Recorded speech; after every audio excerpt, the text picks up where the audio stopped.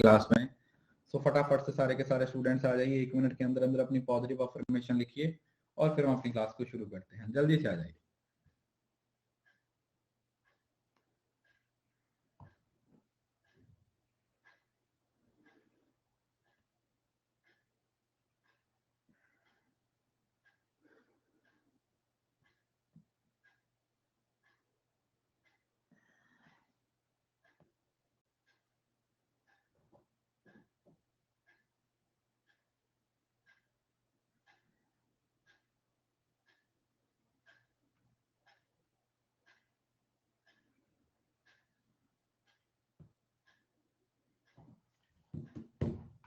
Good morning, good morning,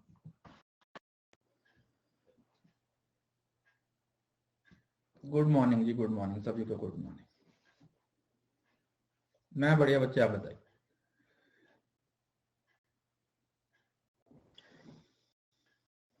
good morning, good morning, मैं बढ़िया हूँ, आप बताइए।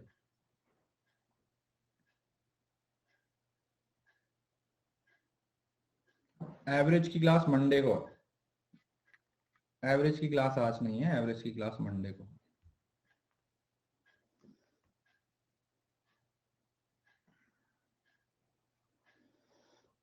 अभी फॉर्म आए नहीं है अमन। मेरी प्रोफाइल में मेरे सारे कोर्सेज हैं, आप उसमें जाके चेक कर सकते हो। देखिए आपको सब कुछ मेरी प्रोफाइल में मिल जाएगा। आपको मेरी प्रोफाइल में फाउंडेशन कोर्स मिलेगा, आप उसको चेक करो, पेपर 1 का, उसमें सब कुछ बताया हुआ है मैंने। सब बच्चे उस कोर्स को जरूर जाके चेक करो, उस कोर्स में सारी डिटेल है।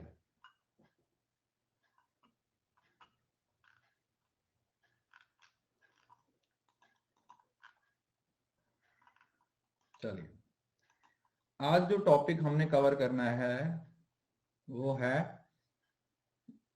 कचरा।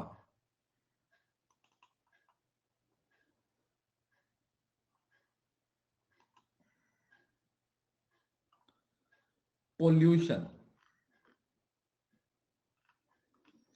अब बातें बंद, क्लास पे आ जाइए। पोल्यूशन, पोल्यूशन, इसमें से एक आधा क्वेश्चन पूछ लिया जाता है। तो पोल्यूशन बेसिकली होता क्या है? अगर एक सिंपल लैंग्वेज में, अगर एक सिंपल भाषा में हम बात करें तो कोई भी अनवांटेड सब्सटेंस जो हमारे एनवायरनमेंट को खराब करता है उसको पोल्यूशन का नाम दिया जाता है। ठीक है, जिसकी हमारे एनवायरनमेंट में जरूरत नहीं है लेकिन वो हमारे एनवायरनमेंट में है, उसको आप पोल्यूशन बोल देते हो। You call it pollution. Unwanted substance जो हमारे एनवायरनमेंट को खराब करते हैं उसको हम पोल्यूशन का नाम दे देते हैं। ठीक है, वी कॉल इट पोल्यूशन, कि ये पोल्यूशन होता है। Environment pollution is the main threats of our planet. हमारे प्लेनेट पे मेन थ्रेट है सबसे ज्यादा।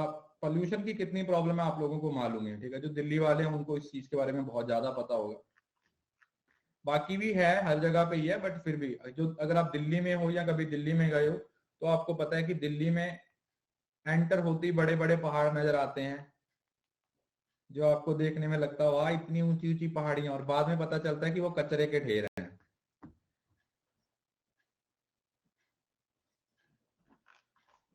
Environmental pollution is any discharge of material or energy into water, land or air। ये एनवायरमेंट में, पानी में भी हो सकता है पोल्यूशन, जमीन पे भी हो सकता है, हवा में भी हो सकता है। दैट कॉज और may cause acute, short term और क्रोनिक। नॉम दो दो टर्म्स हैं यहाँ पर, इससे भी आपको पेपर में क्वेश्चन पूछा गया था। जो एक्यूट होता है, एक्यूट का मतलब होता है शॉर्ट टर्म, और जो क्रोनिक होता है वो होता है long term. Long term determine detriment to the earth's ecological balance or that lower the quality of life। मतलब कोई भी सब्सटेंस है, चाहे वो शॉर्ट टर्म के लिए चाहे वो लॉन्ग टर्म के लिए, हमारी जो धरती है उसमें उसकी क्वालिटी को, हमारी लाइफ की क्वालिटी को, हमारी एनवायरनमेंट की क्वालिटी को खराब करता है, उसको आप पोल्यूशन का नाम दे देते हो।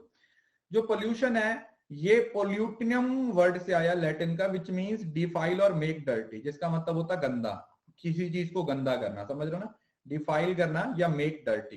तो गंदगी वर्ड से ही आया है पोल्यूशन का मतलब। The term pollution has been defined in various ways by various scientist and organisation. ठीक है, डेफिनेशन इतनी इंपॉर्टेंट नहीं है, सिंपल तरीके से मैंने आप लोगों को बता दिया। It is a process of contaminating the environment in a way that it becomes unsafe to use. देखो, अगर अब दिवाली के टाइम पे देखो आप, जब इतना सारा पोल्यूशन हो जाता है तो सांस लेने में भी दिक्कत आती है। कभी यार होता है ना, कहीं किसी जगह पे आग लगी हुई होती है, वहां से हम जाते हैं तो हम एकदम नाक पकड़ के जाते हैं ना एकदम से, क्योंकि सांस नहीं आ रही होती, आंखों में पानी आना शुरू हो जाता है ना। तो ये सारी चीजें क्या है, ये सफोकेशन टाइप होना शुरू हो जाता है, ये सारी चीजें क्या है, these all these things are pollution. A substance which cause pollution is called pollutant, और जिसकी वजह से pollution होता है उसको क्या नाम दिया जाता है, that is pollutant। कोई भी ऐसा एलिमेंट जिसकी वजह से pollution होता है उसको क्या नाम दे दिया जाता है, pollutant। Pollutants can be solid, liquid और gaseous substance। तो जो pollutant होते हैं वो आपके किसी भी तरीके से हो सकते हैं। yes, जो क्रोनिक होते हैं वो तो डेथ कॉज भी हो सकते हैं। आप एक ऐसे एरिया में रह रहे हो पिछले 15 साल से लगातार, जिसमें इतना पोल्यूशन है, इतना, तो धीरे धीरे वो आपकी बॉडी को क्या कर देगा, खराब कर देगा। समझ रहे हो ना, आपको हैबिट हो जाएगी, लोगों को बीमारियां लग जाती हैं, जैसे अस्थमा टाइप, लंग्स कैंसर, इस तरीके की बहुत सारी प्रॉब्लम्स हो जाती हैं। तो ये प्राइमरी डैमेज भी हो सकता है जो डायरेक्टली इन्वायरमेंट को करता है, या फिर सेकेंडरी भी हो सकता है जो कि डेलीकेट करता है आपके बायोलॉजिकल फूड्स के बैलेंस को। ठीक है, तो ये एक सिंपल मतलब मीनिंग लिखा हुआ है, और यहाँ पर कुछ डेफिनेशंस लिखी हुई हैं। ठीक है, डेफिनेशंस मैं एक बार आपके लिए पढ़ देता हूं, वैसे पहले वाली पॉइंट है। Environment pollution may be defined as an unfavorable alteration of our surroundings, wholly or largely by byproduct of man's action through direct or indirect of change in energy pattern, radiation, chemical और physical। मतलब pollution किसी भी तरीके का हो सकता है, air का हो सकता है, लैंड का हो सकता है, वाटर का हो सकता है। And undesirable change in physical, chemical और बायोलॉजिकल कैरेक्टरिस्टिक्स ऑफ वाटर। जैसे वाटर है, उसके कुछ फिजिकल कैरेक्टरिस्टिक्स होंगे, उसके कुछ केमिकल कैरेक्टरिस्टिक्स होंगे, और उसके कुछ बायोलॉजिकल कैरेक्टरिस्टिक्स होंगे। उसी तरीके से एयर के, सॉइल के, ये सारी चीजों को जब, इन सारी चीजों में जब चेंज आ जाता है तो वही आपकी क्या हो जाती है, पोल्यूशन बन जाता है। It is undesirable change in physical, chemical और बायोलॉजिकल। वही same to same, physical, chemical, biological, physical, chemical, biological. Pollution is an accumulation of substance in environment or at rates of flow which exceed the capacity of ecosystem by neutralize or disperse them to harmful level। कहने का मतलब क्या हुआ कि भाई pollution घूम फिर के हमारे environment को क्या कर रहा है, खराब कर रहा है। environment को क्या कर रहा है, खराब कर रहा है, उसे अनसेफ कर रहा है। pollution की वजह से हमारा environment है वो रहने लायक नहीं रहता। ठीक है जी, एनवायरमेंट हमारा रहने लायक नहीं रहता, हम उसमें नहीं रह पाते, ये मान के चलो। देखो, डेफिनेशन सिर्फ समझने के लिए होती हैं कि अलग अलग लोगों ने इस चीज को अलग अलग तरीके से कैसे एक्सप्रेस किया है, याद करने के लिए नहीं होती। अब पोल्यूटेंट क्या होते हैं, वो चीजें जो आपके एनवायरमेंट को खराब करते हैं। एनवायरमेंट का खराब होना पोल्यूशन, और जिसकी वजह से वो खराब हो रहा है दैट इज पोल्यूटेंट। जिसकी वजह से वो खराब हो रहा है वो पोल्यूटेंट है। Any substance present in the environment in such a concentration which adversely affect the environment by damaging the growth rate of species, by interfering with the food chain and affect the health, comfort and property is considered as pollutant। मतलब वो कोई भी substance जो environment में इस level तक है कि वो हमारे जो स्पीसीज की ग्रोथ है उसको रोक रहा है, फूड चेन के साथ इंटरफियर कर रहा है, या फिर हेल्थ, कंफर्ट या प्रॉपर्टी को नुकसान पहुंचा रहा है, उसको पोल्यूटेंट बोल दिया जाता है। देखो, constituent in a wrong amount at the wrong place और एट द रॉन्ग टाइम। कितनी सिंपल डेफिनेशन लिखी हुई है ना। पोल्यूटेंट का मतलब क्या हुआ, constituent in the wrong amount, wrong मात्रा में, रॉन्ग जगह पे और रॉन्ग समय पे होना, उसको क्या नाम दिया जाता है, that is what we call pollutant. इन सारे एलिमेंट्स को क्या बोल दिया जाता है, पोल्यूटेंट बोल दिया जाता है। हाँ, जो इंडियन, कल हमने ये जो जब हम IEA that is environmental protection act, sorry EPA act पढ़ रहे थे, वहां पर हमने पढ़ा था, ये डेफिनेशन थी जो सेक्शन 2 के अंडर कवर होती थी। A pollutant has been defined as any solid, liquid or gaseous substance। मतलब ये solid भी हो सकता है, मतलब जैसे बोलते हैं ना कि सॉलिड कंक्रीट टाइप भी हो सकता है, लिक्विड भी हो सकता है जैसे पानी वाला भी हो सकता है, और गैसेस भी हो सकता है, गैस की फॉर्म में भी हो सकता है। गैस की फॉर्म में भी हो सकता है, present in such concentration as may और tends to be injurious to the environment. Smoke from industries and automobile, domestic and chemical, commercial sewage, radio active substance from nuclear plant and discarded house articles, ये सारे क्या हैं? These are the pollutants. ठीक है, industry से जो धुआं निकल रहा है वो क्या है? वो पॉल्यूटेंट है। जो डोमेस्टिक घरों से या जो कमर्शियल सीवरेज है वो, न्यूक्लियर प्लांट से जो रेडियो एक्टिव सब्सटेंस निकलते हैं वो, these all things are your pollutants. अब हम पॉल्यूटेंट्स को दो कैटेगरी में डिवाइड कर देते हैं। क्लासिफिकेशन ऑफ पॉल्यूटेंट्स, क्वांटिटेटिव हो सकता है और क्वालिटेटिव हो सकता है। एक हमारा पॉल्यूटेंट है that is quantitative and the other one is qualitative. अब क्वांटिटेटिव का मतलब क्या हुआ? These are those substances normally occurring in the environment which acquire the status of pollutant when their concentration get increased due to unmindful activities. For example, carbon dioxide. If it present in an atmosphere is concentration greater than normal due to anthropogenic activity, it is classified as quantitative. मतलब समझ रहे हो ना, जिसको quantify किया जा सकता है, क्वांटिफाई किया जा सकता है। जैसे कार्बन डाइऑक्साइड है, ऐसा तो नहीं है कि हमारे एनवायरमेंट में कार्बन डाइऑक्साइड नहीं है, बिल्कुल है। अगर कार्बन डाइऑक्साइड नहीं होगी तो फिर पशु पंच जो पेड़ पौधे हैं वो कैसे जिएंगे? समझ रहे हो ना? ऐसा तो है नहीं कि आप एनवायरमेंट से CO2 को खत्म कर दोगे। CO2 को खत्म करने का मतलब तो पेड़ पौधों को खत्म करना हो गया ना, बट उसका एक लेवल है, वो क्वांटिटी है। अगर वो क्वांटिटी इंक्रीज हो जाती है किसी भी वजह से, ठीक है, और जैसे आग लग जाती है कहीं पे, या उसमें से जो एलिमेंट्स निकलते हैं, उस तरीके की जब कंसेंट्रेशन होती है, उस तरीके की जब इंटेंसिटी होती है, उसको हम क्वांटिटेटिव पोल्यूशन बोल देते हैं। और qualitative pollutants, these are substance which do not normally occur in the nature but are added by man, like insecticides.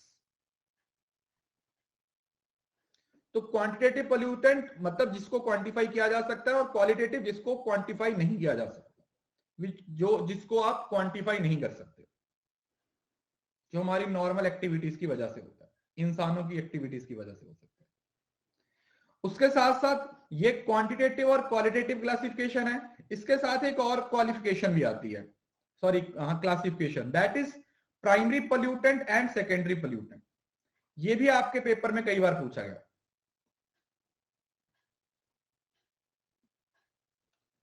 Primary और सेकेंडरी। प्राइमरी का मतलब क्या होता है? प्राइमरी मतलब फर्स्ट होता है और सेकेंडरी सेकंड, इसमें तो किसी को कोई दिक्कत नहीं है। जो प्राइमरी वर्ड यूज किया जाता है वो कोई चीज जो पहले होती है।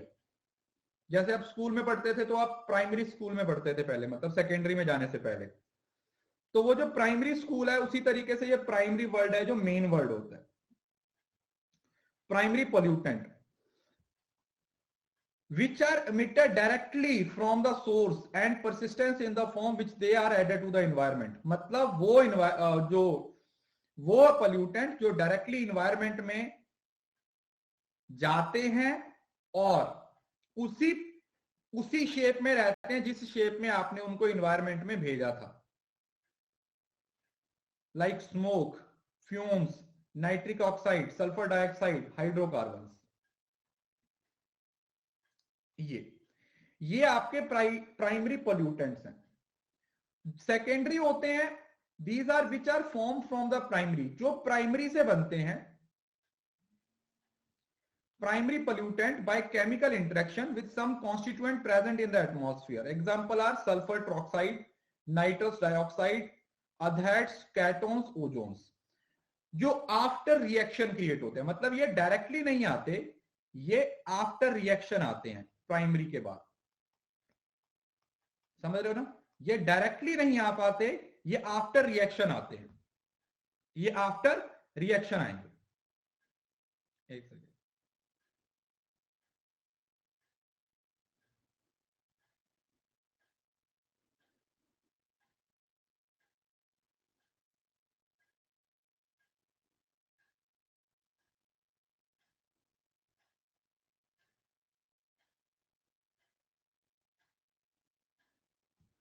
तो जो विदाउट एनी रिएक्शन होते हैं, जो नॉर्मली इन्वायरमेंट में चले गए, डायरेक्ट फॉर्म में चले गए, वो प्राइमरी पोल्यूटेंट हैं।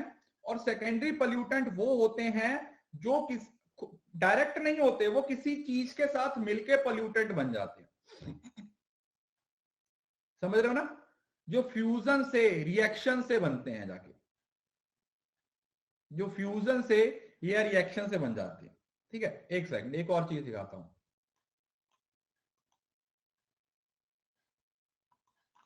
जैसे ये देखो, प्राइमरी पोल्यूटेंट्स की अगर आप बात करो ना, primary pollutants are emitted from a source directly, जिनको डायरेक्टली एटमॉस्फेयर में फेंक दिया जाता है, जो डायरेक्टली एटमॉस्फेयर में जा रहे हैं। और सेकेंडरी पोल्यूटेंट होते हैं जो रिएक्शन बिटवीन दो प्राइमरी पोल्यूटेंट्स के बीच में रिएक्शन हो रहा है, या एक प्राइमरी और किसी दूसरी एटमॉस्फेरिक या फिर इन्वायरमेंट में कोई एलिमेंट है उसके साथ अगर कोई इंटरेक्शन हो रही है तो उससे कोई रिएक्शन क्रिएट हो रहा है, फ्यूजन क्रिएट हो रहा है। Simple. Primary pollutants are generally particulate, जो पीएम आते हैं ना, पीएम 2.5, पीएम 5, पीएम 10, वो आगे पढ़ेंगे हम, तो वो है आपके प्राइमरी पोल्यूटेंट। ठीक है, क्योंकि वो डायरेक्टली इन्वायरमेंट में जा रहे हैं, वो किसी रिएक्शन के साथ नहीं बन रहे, वो किसी रिएक्शन के साथ नहीं बन रहे। और सेकेंडरी पोल्यूटेंट्स आर ऑक्सीडाइजिंग, मतलब जो रिएक्शन से बन रहे हैं, दो एलिमेंट के रिएक्शन से जो बन रहे हैं।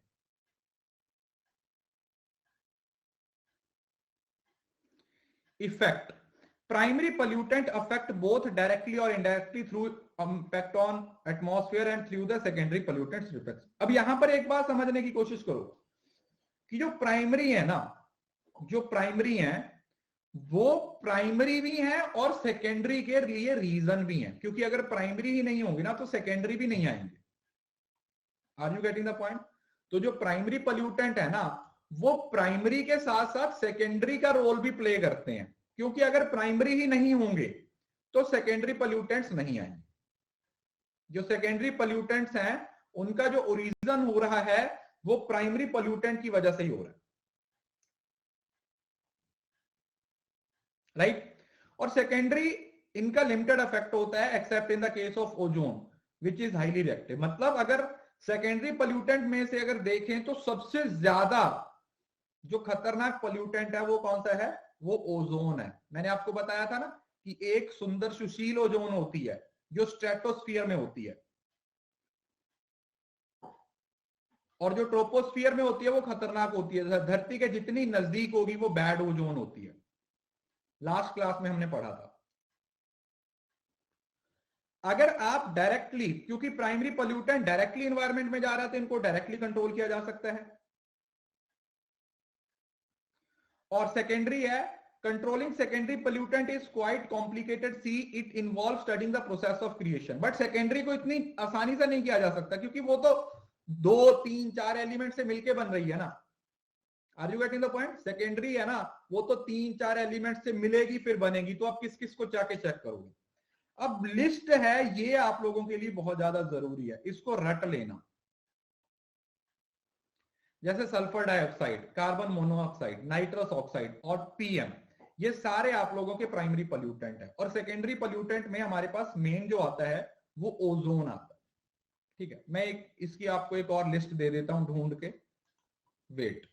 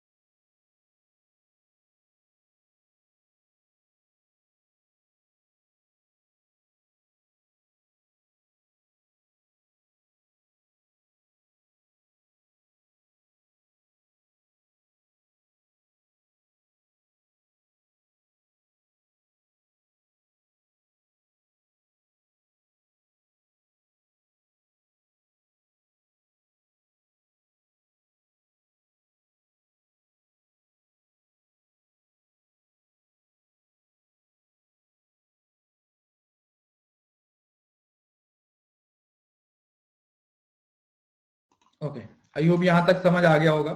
यहाँ पर ना मैं 2 स्लाइड्स और ऐड कर रहा हूं, आपको थोड़ा सा और क्लियर हो जाएगा इससे।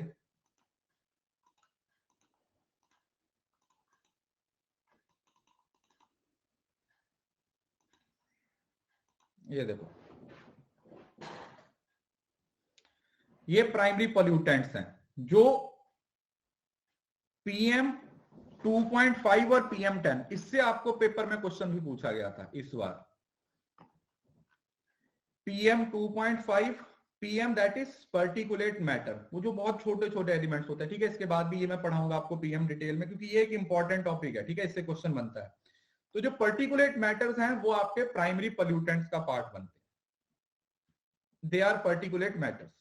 उसके बाद sulphur dioxide, nitrous oxide, VOC that is volatile organic compound, carbon monoxide और lead, these all things are your primary pollutant।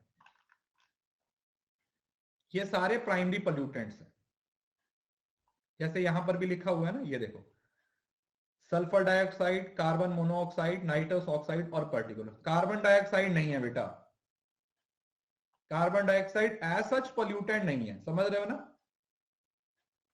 कहीं पे लिखा हुआ है, यहां पर लिखा हुआ है, यहां पर भी नहीं लिखा हुआ और यहां पर भी नहीं लिखा हुआ। तो यहां पर sulphur, nitrous, VOC, carbon monoxide और लेड, ये आपके सारे क्या हैं, these all are your primary pollutant. नहीं, सीक्वेंस नहीं है बेटा, सीक्वेंस नहीं है,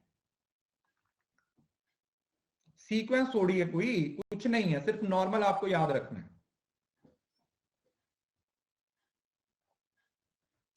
उसके बाद जैसे ये सेकेंडरी आ जाता है, जो डायरेक्टली इमिट नहीं किए जाते, result from chemical reaction between primary pollutant, बताया था ना, जो प्राइमरी पोल्यूटेंट्स होते हैं उनके बीच में जो रिएक्शन होता है उसकी वजह से सेकेंडरी पोल्यूशन आते हैं। एग्जाम में पूछा था सर आशिमा, वो इनका नहीं होता, वो था जो 6 गैसेस थी ना क्योटो प्रोटोकॉल में, वो वाला सीक्वेंस पूछा जाता है, इसका कोई सीक्वेंस नहीं है। क्योटो के अंदर 6 अलग अलग गैसेस होती थी ना, आंख नाक माथे वाली, जो एक एग्जांपल पढ़ाई थी वो वाली, वो आंख नाक कान, वो जो रिएक्शन हो रहे थे वो वाले। जैसे स्मॉग है, अब स्मॉग अपने आप में कोई पोल्यूटेंट नहीं है, समझ रहे हो ना, स्मॉग अपने आप में कोई पोल्यूटेंट नहीं है, ये अलग अलग केमिकल्स जो एनवायरमेंट में है उनके रिएक्शन की वजह से बनता है, उनके रिएक्शन की वजह से। अब ओजोन है, ओजोन एज सच अपने आप क्रिएट हुआ पोल्यूशन नहीं है, मतलब प्राइमरी नहीं है, समझ रहे हो ना। ओजोन, सेकेंडरी PM और स्मॉग। अब जो स्मॉग है ना, ये हमारे पास 2 तरीके की स्मॉग है, जैसे स्मोक और फॉग, स्मोक प्लस फॉग, इन दोनों से मिलके बनता है स्मॉग। तो ये प्राइमरी नहीं सेकेंडरी पोल्यूटेंट है। अब हमारे पास 2 तरीके का स्मॉग है, एक इंडस्ट्रियल स्मॉग जो इंडस्ट्री में होता है, और एक फोटोकेमिकल की वजह से जो होता है, एक LA और एक लंदन स्मॉग। इससे भी क्वेश्चन पूछा गया था, अभी इसको हम समझने की कोशिश करेंगे कि इन 2 स्मॉग में क्या डिफरेंस होता है, what is the difference between these 2 smog. मैं बताता हूं ये क्या होता है। देखो मैं आपको बता रहा हूं, ये वो वाले टॉपिक है जो डायरेक्टली आपके पेपर में पूछे जाते, you will directly find these question, आपको डायरेक्टली ये सारे क्वेश्चन देखने को मिलेंगे आपके पेपर में।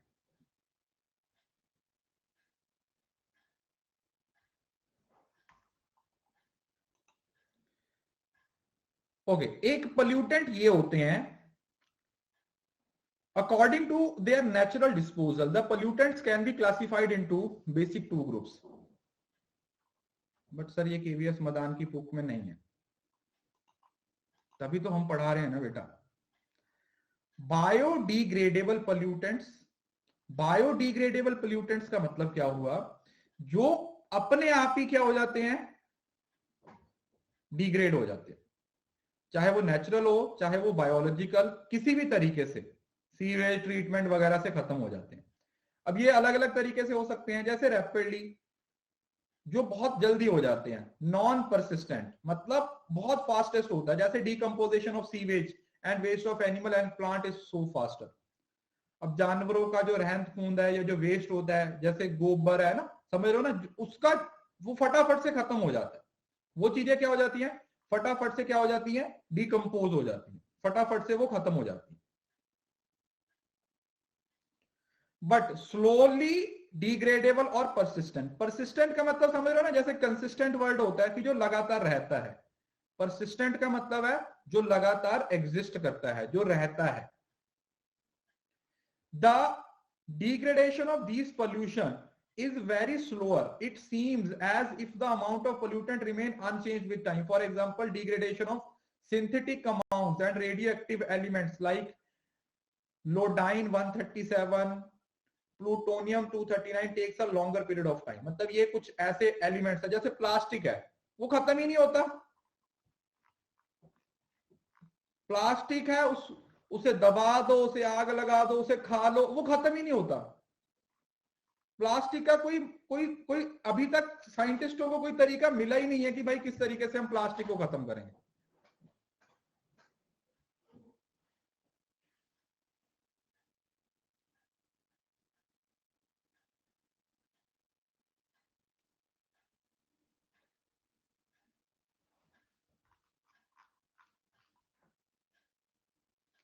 राइट, तो इस वजह से तो ये धीरे धीरे, सॉरी, हाँ यार ये गलत है, iodine, sorry sir, it is iodine, हो जाता कई बार, इट इज आयोडीन। तो ये वो वाले एलिमेंट हैं जो बहुत लंबे समय तक इन्वायरमेंट में रहते हैं। कई बार बिना जब दिल भी नहीं कर रहा होता ना कॉमेडी करने का, फिर भी अपने आप हो जाती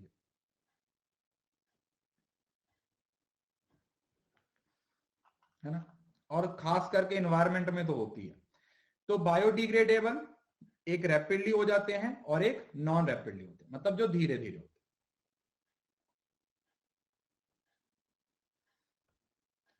हैं। नॉन डिग्रेडेबल जो होते ही नहीं है, these are substance that either do not degrade और degrade very slow in the natural environment, जैसे mercury salt, long chain phenolic chemicals, DDT, aluminium cans, ये वो सारे एलिमेंट्स हैं जो बहुत बहुत ज्यादा टाइम लेते हैं, मतलब क्रोनिक है, एक तरीके से होते ही नहीं है खत्म। Most of these mutants get accumulated in the environment and also get biological magnified as these move along the food chain in under composed state। मतलब ये इन्वायरमेंट का ऐसा पार्ट बन जाते हैं कि इन्वायरमेंट की एक्टिविटीज के साथ साथ आगे बढ़ना शुरू कर देते हैं, समझ रहे हो ना, फूड चेन का पार्ट बन जाते हैं। तो फूड चेन तो बंद नहीं होगी, उसी का पार्ट बन के उसके साथ साथ घूमते रहेंगे। These may also react with other compound in the environment to produce toxins. These can be further subdivided into two class, जैसे वेस्ट है, ग्लास, प्लास्टिक, फेनोलिक, एल्यूमिनियम, और poison, radio active substance, pesticide, smog gas और heavy metal. समझ रहे हो ना, ये वो एलिमेंट्स हैं जो खत्म ही नहीं होते, ठीक है। ये इन्वायरमेंट का ऐसा पार्ट बन जाते हैं जो फूड चेन का हिस्सा बन जाते हैं, और ये बाकी एलिमेंट्स के साथ मिलके टॉक्सिक या टॉक्सिन इन्वायरमेंट में क्या कर देते हैं, ऐड कर देते हैं, जिनकी वजह से इन्वायरमेंट बहुत ज्यादा खराब होना शुरू हो जाता है, जिसकी वजह से इन्वायरमेंट है वो बहुत ज्यादा खराब होना शुरू हो जाता है। ठीक है जी। अब जब हम एयर पोल्यूशन की बात करते हैं, देखो आपको जितने भी पोल्यूशन है ना, उसमें से सबसे ज्यादा इंपॉर्टेंट ये है, इससे आपको बहुत सारे क्वेश्चन पूछे जाते हैं एयर पोल्यूशन से। एयर पोल्यूशन का मतलब समझ रहे हो ना, जब हमारी हवा पोल्यूटेंट हो चुकी है, जो हमारी हवा है वो पोल्यूटेंट हो चुकी है, वायु प्रदूषण। Air pollutant is one of the biggest challenge in the present humanity. Air pollution means the presence of any abnormal material और property in the air that reduce usefulness of air resources. मतलब हवाई, अब हवा की जो जरूरत है हमें, अब बिना हवा के तो हम रह नहीं सकते, है ना, यस और नो। अब जो हवा है उसके बिना तो हम रह नहीं सकते, तो अगर वो हवा ही गंदी हो जाएगी, उस हवा के अंदर ही पोल्यूशन हो जाएगा, तो हम भी उस चक्कर में बीमार हो जाएंगे। तो इस वजह से एयर पोल्यूशन अनडिजायरेबल सॉलिड हो, चाहे वो लिक्विड हो, चाहे गैसेस पार्टिकल्स हो, एयर में जो हमें नुकसान पहुंचाते हैं, हमें और हमारे इन्वायरमेंट को नुकसान पहुंचाते हैं,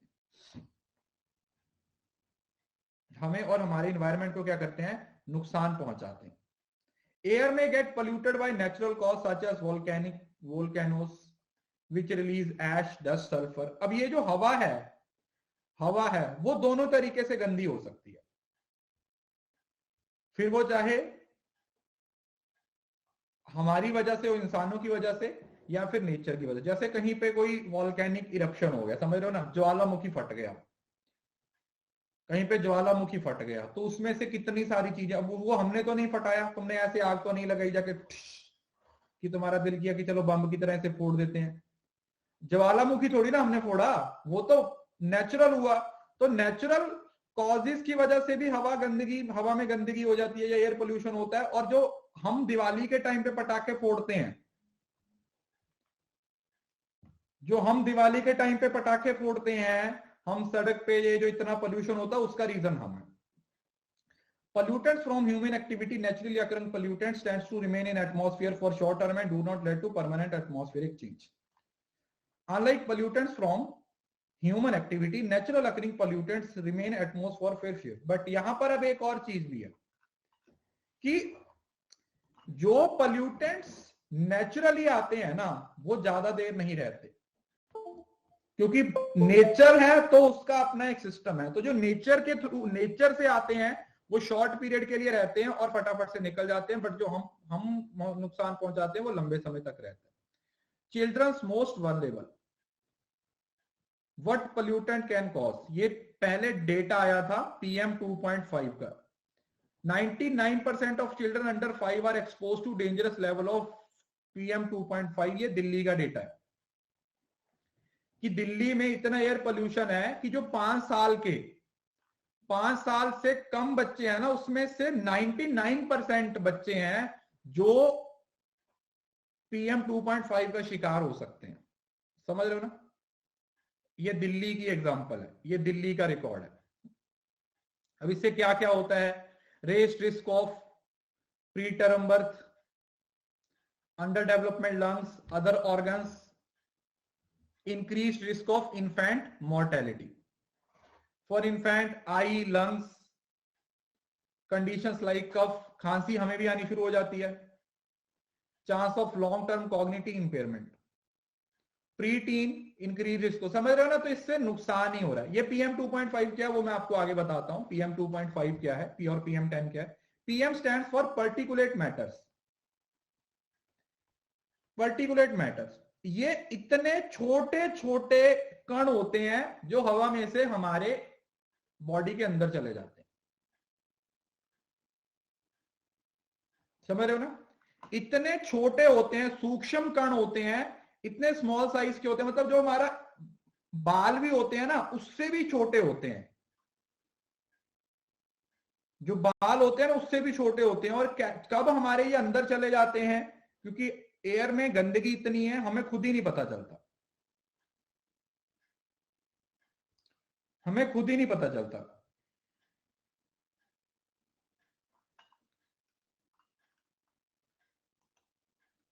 अब इसके लिए ना इंडिया ने एयर पोल्यूशन के लिए हमारे पास 2014 में एक नेशनल एयर क्वालिटी इंडेक्स शुरू किया गया। प्लीज, अब ये स्टैटिक पोर्शन है, देखो इससे क्वेश्चन बनता है।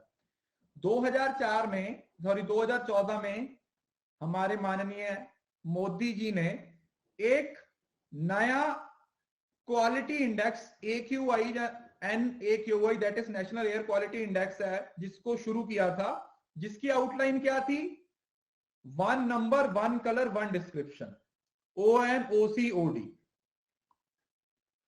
ONOCOD,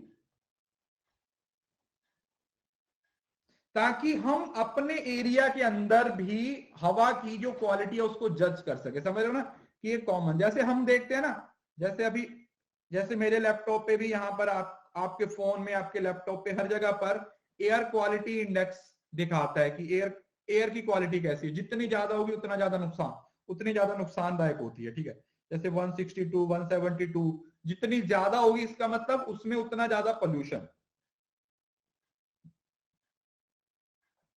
उसमें उतना ज्यादा पोल्यूशन है ना। तो इसने 8 पोल्यूटेंट्स, अब ये 8 के 8 आप लोगों ने याद करने हैं। देखो ये वो 8 चीजें हैं जो आप लोगों ने 8 की 8 बेटे याद करनी है। इसमें क्या क्या आता है, PM10, PM2.5, दो पर्टिकुलेट मैटर है। उसके बाद NO2 that is nitrous oxide, उसके बाद SO2 that is sulphur dioxide, उसके बाद CO that is carbon monoxide, then ozone, then ammonia और लेड। ये बहुत ही ज्यादा जरूरी है, मैं फिर से बोल रहा हूं, ये रट लेना, इसको एकदम से रट्टा मार लेना। 8 की 8, 8 की 8 चीजें। पीएम सर PM1 0.1 होता है बट उसको इसमें कंसीडर नहीं किया गया बेटा। अरे CO2 कौन बोल रहा है यार, मैंने अभी पहले भी बताया CO2 क्या पोल्यूटेंट है, मेरे को एक बात बताओ। CO2 इज नॉट पोल्यूटेंट, वो CO2 कार्बन डाइऑक्साइड है, this is CO that is carbon monoxide. अरे लेड सिक्का नहीं बोलते, जैसे जो आपकी पेंसिल का सिक्का बनता है जिससे, लेड, पारा वाली, वो शीशे वाली, जो क्या पारा पारा बोलते हैं उसको शायद, हाँ उसके हिसाब से। और 6 कैटेगरीज बना दी इसने, good, satisfactory, moderately, polluted, poor, very poor and severe. तो टोटल 6 कैटेगरी। अब ये सारी चीजें रटने वाली हैं, ये सारी चीजें रटने वाली हैं, ये याद करना। और मुझे नहीं लगता इसमें कुछ समझने के लिए, अगर याद कर लोगे तो नंबर आ जाएंगे। It has been developed by CPCB with IIT Kanpur, और ये IIT कानपुर वालों ने मिलकर बनाया। और ये है आपका पूरे का पूरा सिनेरियो। अगर आपका एयर क्वालिटी इंडेक्स 0 से 50 के बीच में है तो आप गुड हो, 51 से 100 है तो सेटिस्फैक्टरी, 100 से 200 मॉडरेट, 200 से 300 पुअर, 300 से 400 वेरी पुअर, और 400 से 500 तो बहुत सीवियर। मतलब पहले दो कैटेगरी में 50-50 का गैप है जो सेटिस्फैक्टरी है, उसके बाद जो चारों कैटेगरी है 100-100 का गैप लेके चलती है। ये भी लर्न करना है, बिल्कुल ये आपको याद करना है, ये आपको याद करना है, यू हैव टू लर्न, आपको याद करना पड़ेगा। 1 नंबर 1 कलर 1 डिस्क्रिप्शन, मतलब एक नंबर बताया जा रहा है, जैसे ये नंबर है, ये डिस्क्रिप्शन है, और ये कलर है, जैसे ये ग्रीन है ना, इसकी कलर क्लासिफिकेशन पे भी कुछ है। एक सेकंड, एक क्या हुआ, एक क्या हुआ, ये तो याद हो गए। पहले 6 कैटेगरीज मतलब 6 इंडेक्स हैं, और उसकी साइड पे 6 कैटेगरीज बनाई हुई हैं। कलर्स तो वैसे मुझे नहीं लगता है होंगे, बट फिर मैं एक बार देखता हूं, एक क्या वो आई कलर्स।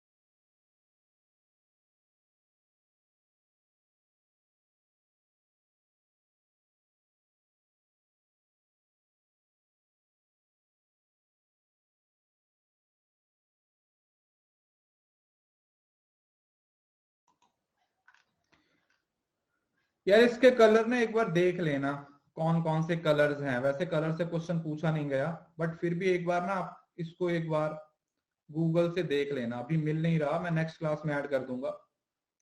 फिलहाल के लिए आप ये दो चीजें एटलीस्ट याद कर लीजिए। जैसे ये तो ग्रीन है ना, ये रेड है, ऐसे मिल जाएगा, ठीक है, बड़े आराम से मिल जाएगा, और उसको अपने नोट्स में ऐड कर लेना। ठीक है, उसको ऐड कर लेना। जैसे ये रेड है, रेड और ग्रीन है, ये तो हमें मालूम है। अब ये अलग अलग कलर से दिखा रहा है, इसको ऐड कर लेना। नहीं तो अगली क्लास में ऐड कर दूंगा, कोई दिक्कत नहीं। पहले फिलहाल इतना ही याद कर लो, वही काफी है।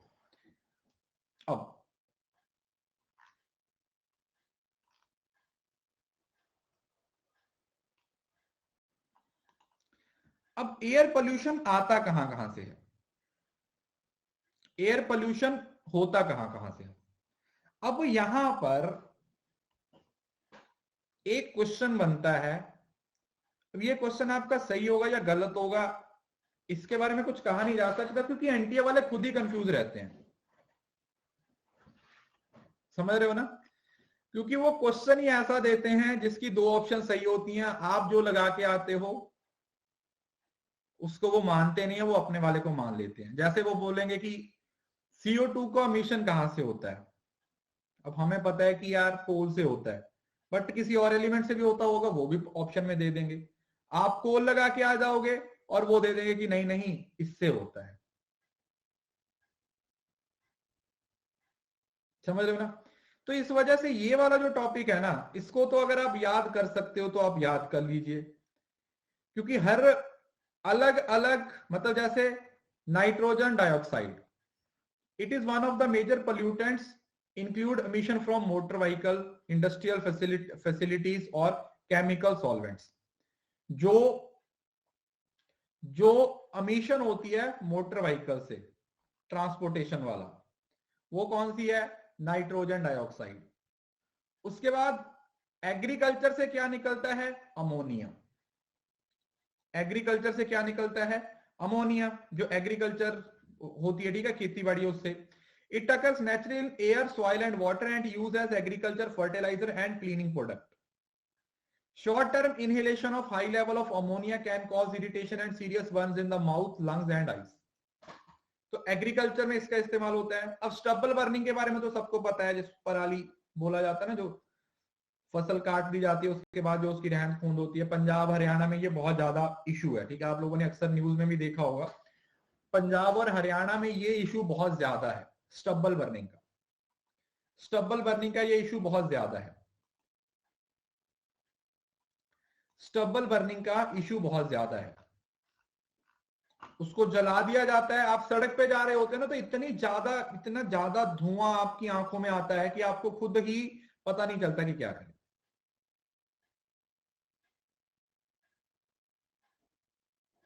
बहुत ज्यादा पोल्यूशन होता है, ये प्रॉब्लम पंजाब और हरियाणा में बहुत ज्यादा है।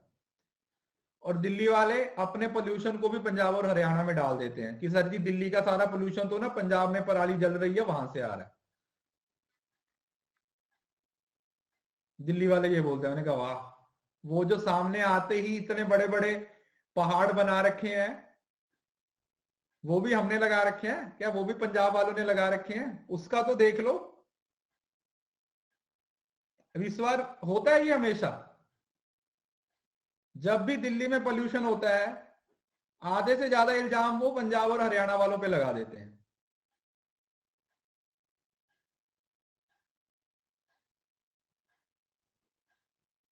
हाँ, अब नहीं डाल पाएंगे। अब कैसे डाल देंगे, पंजाब में भी उनकी सरकार, दिल्ली में भी उनकी सरकार।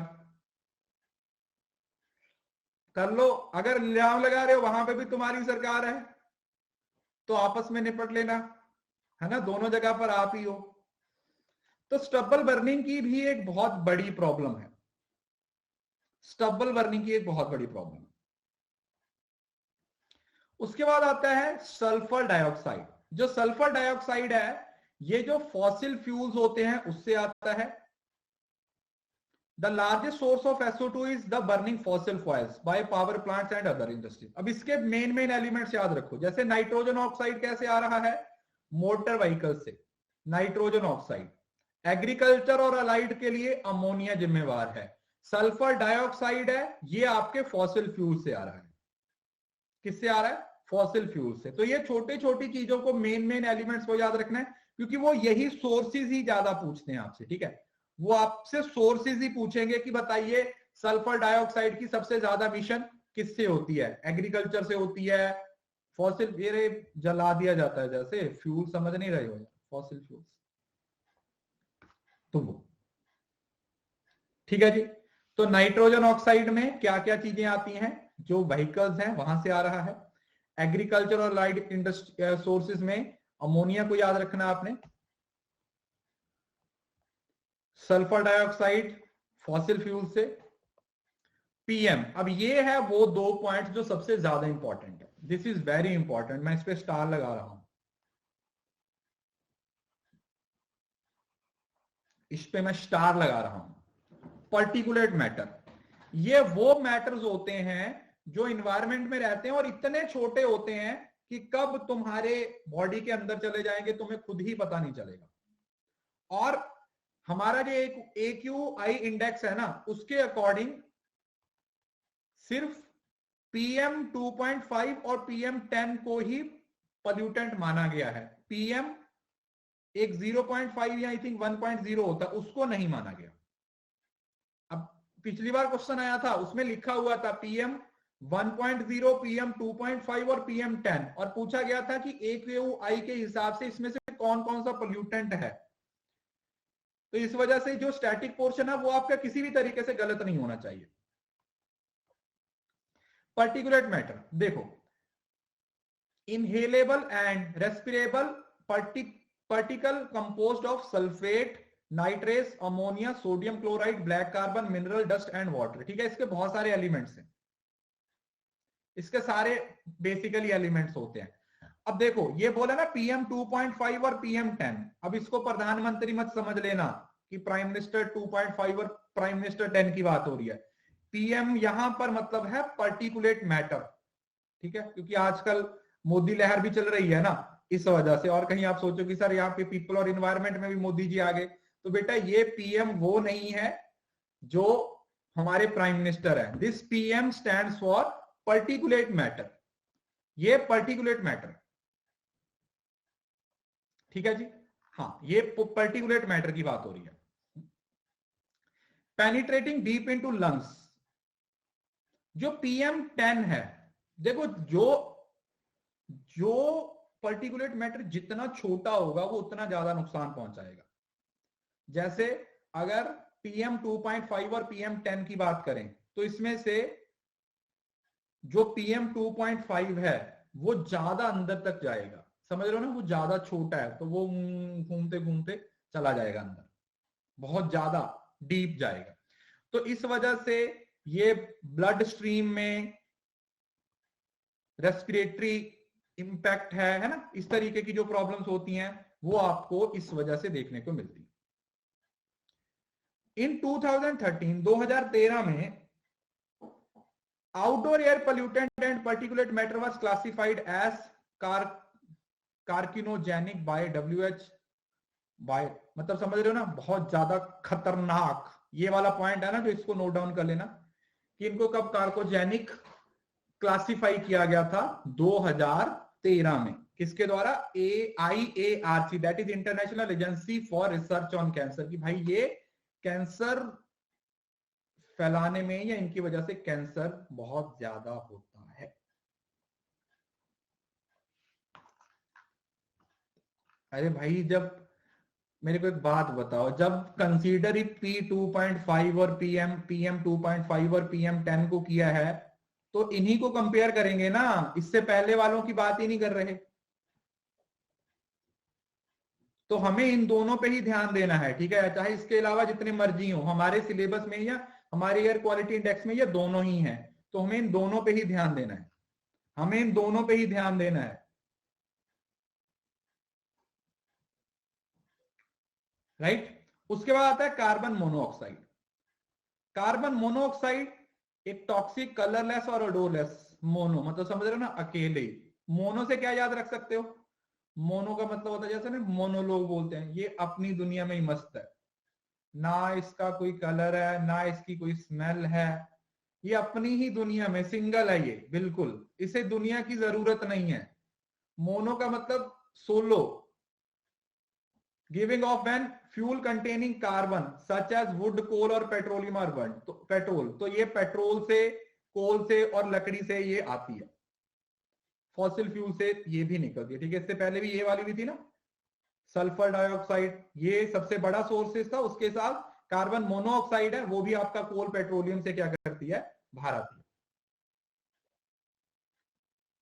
उसके बाद आता है ओजोन। ओजोन के बारे में हम ऑलरेडी डिस्कस कर चुके हैं। O3, ओजोन दो तरीके की है, एक अच्छी ओजोन है और एक बुरी ओजोन है। अच्छी वाली है जो धरती से दूर है, स्ट्रेटोस्फियर में, और जो ट्रोपोस्फियर में है वो बैड ओजोन है, जो हमने पिछली क्लास में पढ़ा था। It occurs both in the Earth's upper atmosphere and at ground level. At the ground level, O3 is created by chemical reaction between oxides of nitrogen and VOC.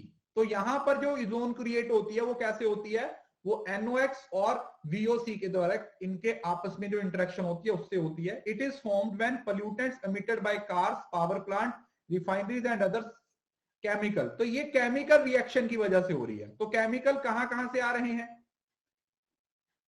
Car से, power plant से, refinery से और other किसी भी तरीके का जो chemical reaction है, जब वो सूरज की रोशनी के साथ मिलता है तो बैड ओजोन है वो पैदा होती है। और ये सबसे ज्यादा खतरनाक होती है, क्यों, क्योंकि इससे चेस्ट पेन, थ्रॉट इरिटेशन और एयरवे इन्फ्लेमेशन, मतलब समझ रहे हो ना, ये इतनी सारी बीमारियां इससे लगती हैं। अच्छा ये बताओ कि ओजोन प्राइमरी पोल्यूटेंट है या सेकेंडरी पोल्यूटेंट है, अभी थोड़ी देर पहले पढ़ाया था।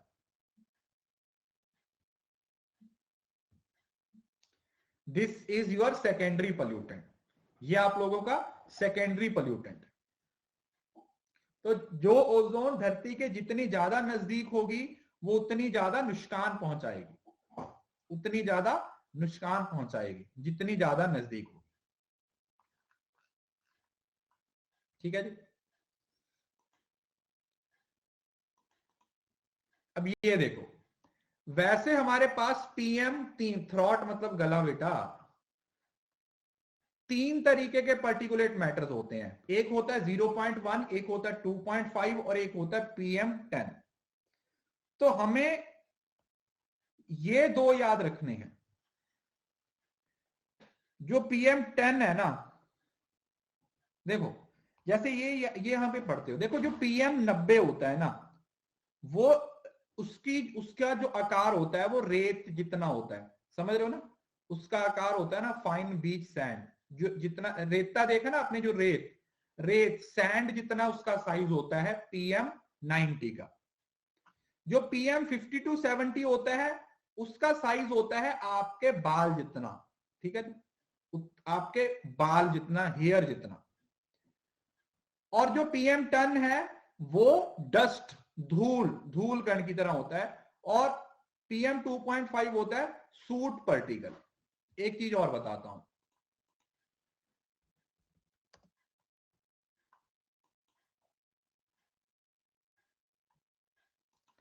सूट, सूट समझते हो ना, मतलब जैसे, कैसे समझाऊं आपको,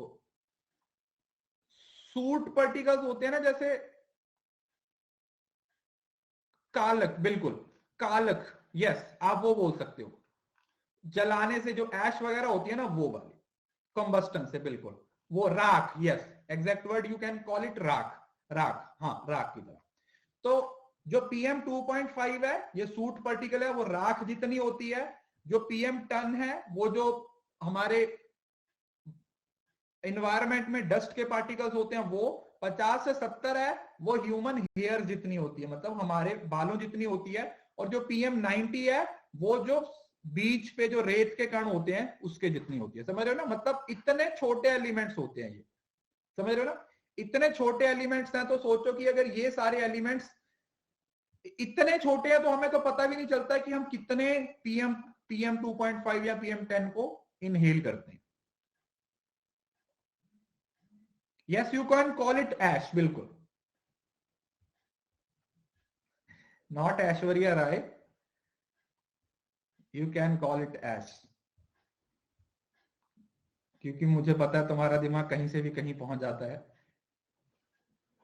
ये picometre, it is the diameter, उसको चेक मतलब मापने की यूनिट है।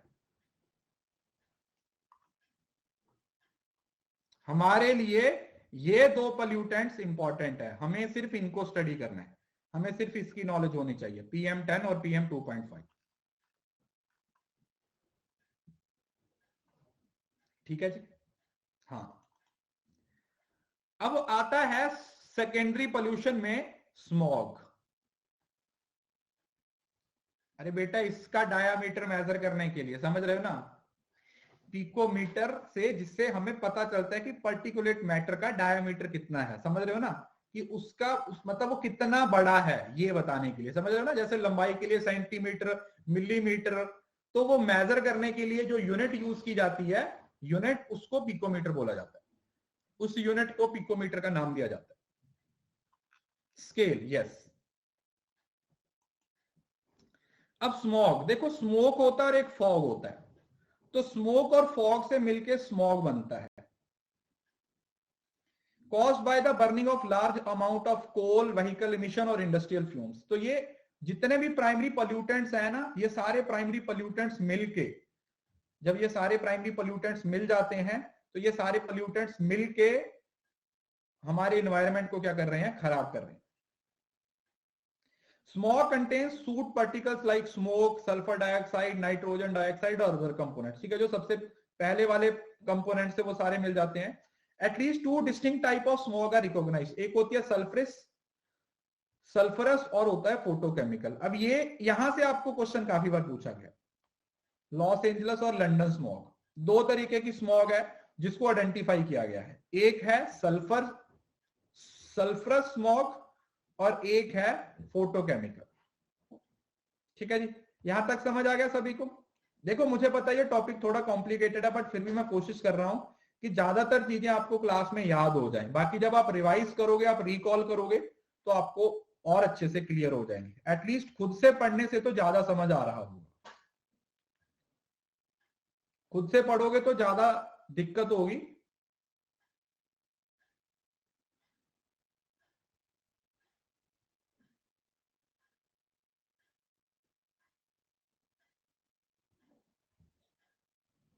अभी हम इनको समझने की कोशिश करते हैं, वेट करो, 1 मिनट का ब्रेक ले लो, उसके बाद हम इसको समझते हैं कि जो सल्फरस स्मॉग होती है वो क्या होता है, और लंदन जो फोटोकेमिकल स्मॉग होती है वो किस तरीके से आती है एनवायरमेंट।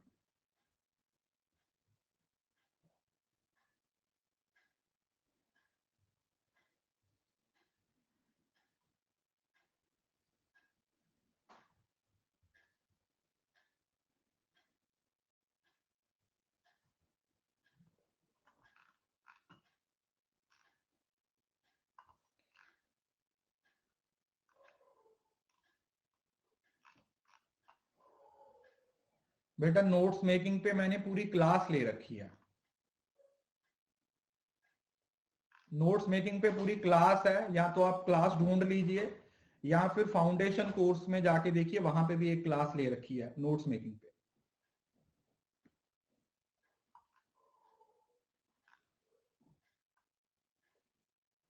इसको पढ़ते हैं ना बेटा, अभी टाइप्स हैं आगे।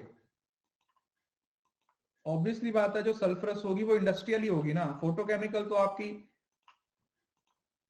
केमिकल रिएक्शन से बन रही है। अभी मैं पढ़ाता हूं इसको डिफरेंस। ये कुछ इस तरीके से होती है, देखो, जो क्लासिकल फॉग है, सॉरी क्लासिकल स्मॉग है, जिसको सल्फरस स्मॉग भी बोला जाता है, और इसी को लंदन स्मॉग भी बोला जाता है। लंदन की क्लास, मतलब आप क्लास लेने के लिए कहां पे गए, लंदन में गए, और पूरा साल लंदन में ही रहे।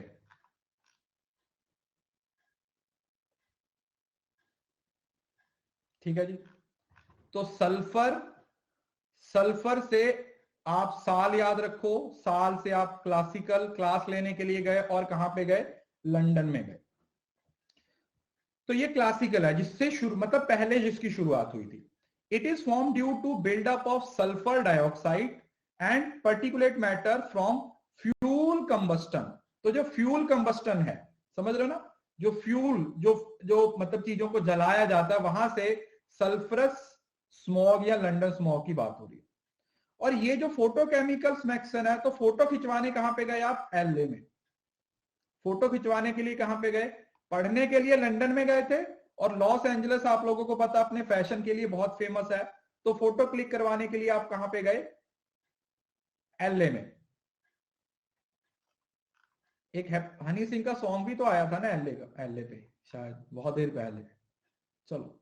It is form due to photochemical reaction of sunlight on the nitrogen oxide and hydrocarbons produced by automobiles and factories. तो ये जो लंदन वाली है, ये ऑटोमोबाइल्स और जो फैक्ट्रीज की से हाइड्रोकार्बन और नाइट्रोस ऑक्साइड है, उसके साथ जो सनलाइट का रिएक्शन होता है, अल्ट्रावायलेट रेस का जो रिएक्शन होता है, उसको एलए लॉस एंजलिस या फिर फोटोकेमिकल. फोटो से समझ रहे हो ना, तो यहां पर इस फोटो का मतलब यूपी लाइट्स की बात हो रही है. UV lights. तो यूवी लाइट्स के साथ जब ऑटोमोबाइल्स और फैक्ट्रीज का जो हाइड्रोकार्बन होते हैं या नाइट्रस कार्बन होते हैं, ऑक्साइड्स होते हैं, वो मिलते हैं सनलाइट से, तो ये क्रिएट होती है. यहां पर स्मोक और फॉग दोनों की बात हो रही है, क्योंकि ये जमीन की बात हो रही है. यहां पर कोई स्मोक या फॉग नहीं है, समझ रहे हो ना. ये तो फोटोकेमिकल हो रहा है ना, ये तो फोटोकेमिकल है, तो यहां पर तो स्मोक की कोई बात नहीं हो रही, कोई फॉग की बात नहीं हो रही. It occurs in cool humid climate, that is winter. ये विंटर में होती है. और ये वार्म, ड्राई और सनी इन समर. विंटर क्या होता है? विंटर क्या होता है? सर्दी या गर्मी? सर्दी. सर्दी में क्लासिकल फॉग है. क्यों? क्योंकि सर्दी में ही तो आप ज्यादा चीजों को जलाया जाता है ना, ज्यादा चीजों को जलाया जाता है. तो यहां से आप याद रख सकते हो कि ठंडी है तो वहां पर, और ये वार्म, ड्राई और सनी क्लाइमेट में होती है. इसको लंदन में 1950 के आसपास पहली बार देखा गया था, और इसको लॉस एंजलिस में 1950 के आसपास देखा गया था. It has high concentration of SO2, that is, and therefore reducing in character. It has high concentration of oxidizing agents and therefore oxidizing in character. It is bronchitis and irritation problem in lungs, it irritation in eyes. तो जो classical smog है वो lungs को नुकसान करती है, और जो फोटोकेमिकल है वो आईज को ज्यादा नुकसान पहुंचाती है. ठीक है, ये मैंने पूरा चार्ट आपको पढ़ा दिया. अब इसको एक दो बार खुद से पढ़ लेना, और एक दो बार खुद से इसको लिख लेना अपनी कॉपी पे, तो याद हो जाएगा. अपनी आंखों की फोटो की बात हो रही है ना, तो ऐसे याद रख सकते हो. देखो कुछ चीजें होती हैं आपको निमोनिक बना के याद रखनी पड़ती हैं, क्योंकि ये आपको पूरी जिंदगी के लिए याद करने की जरूरत नहीं होती, और पूरी जिंदगी इनकी जरूरत पड़ने वाली भी नहीं है. इस वजह से जब तक इनको याद रखना है, तब तक इनके लिए आप छोटे छोटे निमोनिक, छोटे छोटे कुछ शॉर्ट ट्रिक्स बना के याद रख सकते हो. बट ये क्योंकि पेपर में आएगा, इस वजह से ये इंपॉर्टेंट है. ठीक है जी, एक सेकेंड.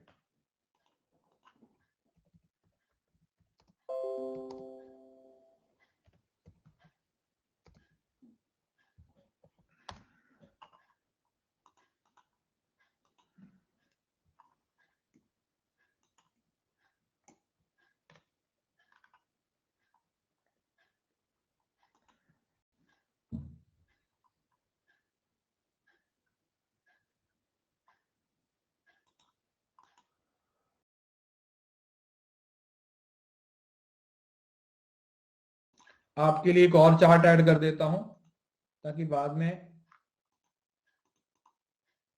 स्मॉग प्राइमरी है या सेकेंडरी है? स्मॉग प्राइमरी है या सेकेंडरी है?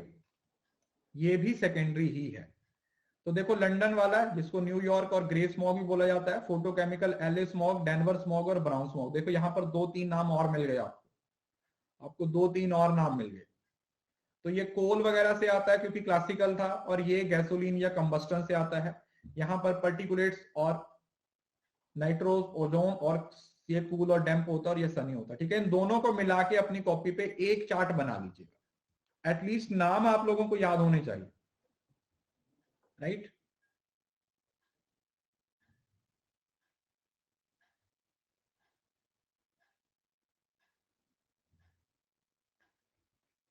ओके, क्लियर है जी। तो काफी इंपॉर्टेंट है, दोनों ही आप लोगों ने याद रखने हैं, चाहे क्लासिकल स्मॉग हो चाहे photochemical smog, both the smokes that you should remember. अब एसोसिएटेड रिस्क देखो, अब इस रिस्क में मैं आपको कुछ पढ़ाने वाला हूं नहीं। रिस्क क्या होता है आप खुद समझ लो कि अगर हमारी हवा एयर पोल्यूटेंट होगा तो उससे कितना नुकसान होगा, समझ रहे हो ना। ये असर्शन रीजनिंग वाला क्वेश्चन बनता है क्योंकि इसमें कुछ स्टैटिक पोर्शन नहीं है। आपको भी पता है कि अगर हवा में गंदगी है तो आंखों से लेके लंग्स तक, अस्थमा तक कितनी सारी प्रॉब्लम्स होती है। यस और नो, हजार्ड्स है, समझ रहे हो ना। लो और मिडिल क्लास, जो मिडिल इनकम कंट्रीज हैं उसको सबसे ज्यादा बुरे तरीके से इसने हिट किया है। Every year exposure to air pollution is estimated to cause 7 million premature death and result in loss of millions more healthy years of life. मतलब ये मान के चला जा रहा है कि हर साल एयर पोल्यूशन की वजह से 70 लाख प्री मैच्योर डेथ हो जाती, समझ रहे हो।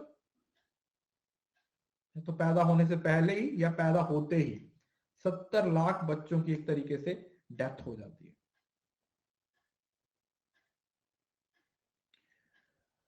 लंग्स की प्रॉब्लम आ जाती है, रेस्पिरेटरी सिस्टम की बात हो जाती है, रेस्पिरेटरी सिस्टम की बात हो जाती है, हार्ट डिजीज आ जाती है, diabetes,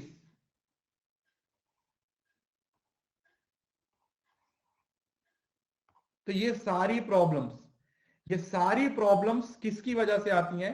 all these things happen because of air pollution. ये सारी चीजें एयर पोल्यूशन की वजह से होती है। और आपके पेपर में जो सबसे ज्यादा क्वेश्चन पूछा जाता है वो एयर पोल्यूशन से ही पूछा जाता है। तो इस वजह से इसके जितने भी एलिमेंट्स हैं, चाहे इसका कोई इनिशिएटिव हो, इसके बाद इसका एक चार्ट आएगा, ठीक है, मैं आपको दिखाता हूं। ये वाला चार्ट है, इसको आप लोगों ने याद करना है, ठीक है। मैं पढ़ाऊंगा नहीं। हमारी हमारी गवर्नमेंट ने 3 अलग अलग स्टेप्स लिए हैं इसके लिए, ठीक है। ये आपका होमवर्क है, इसको आप एक बार पढ़ लीजिएगा। मतलब सिर्फ इतना, कब कब लॉन्च हुआ, किसके द्वारा लॉन्च किया गया, और मेन पॉइंट्स। जैसे ये तो पढ़ा दिया आपको, नेशनल एयर क्वालिटी इंडेक्स। उसके बाद अभी जो लेटेस्ट वाला है वो सफर था। सफर की फुल फॉर्म पूछी गई थी आपको एक बार, system of air quality and weather forecasting and research, ये 2019 में आया था। और national air quality monitoring programme, उससे पहले मॉनिटरिंग प्रोग्राम की बात हो रही। नेशनल एयर क्वालिटी इंडेक्स, एक सेकेंड, 2014 में होगा तो 15 में इंप्लीमेंट होगा। एक बार इसका एग्जैक्ट डेट देख लेते हैं। वेट, ऐसा होता है ना कि बार लॉन्च पहले कर दिया जाता है, इंप्लीमेंट बाद में होता है। Let me just check.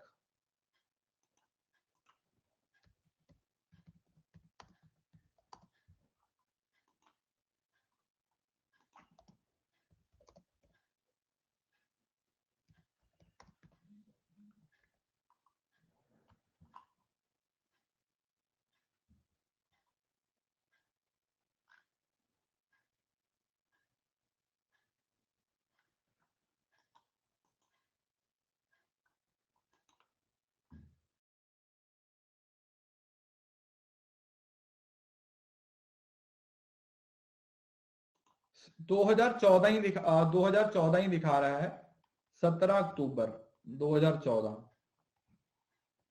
ठीक है जी, 17 अक्टूबर 2014।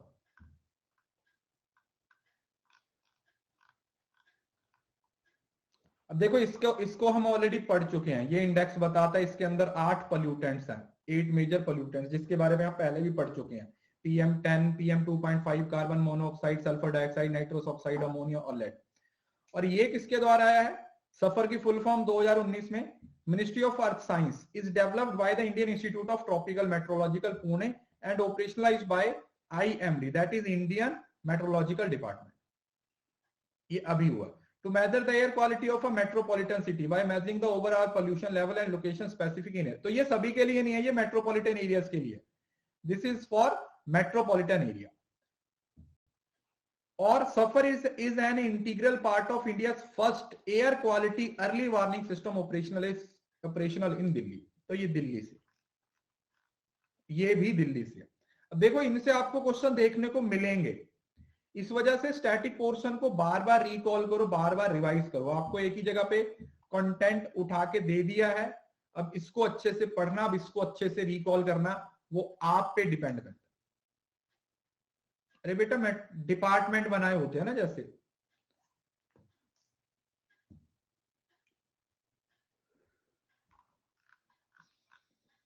ठीक है जी। तो ये उसके बाद ये एक है प्रधानमंत्री उज्ज्वला योजना, ये तो आप लोगों ने सुना होगा डेफिनेटली, कहीं ना कहीं आपने उज्ज्वला 2.0 अभी आया था।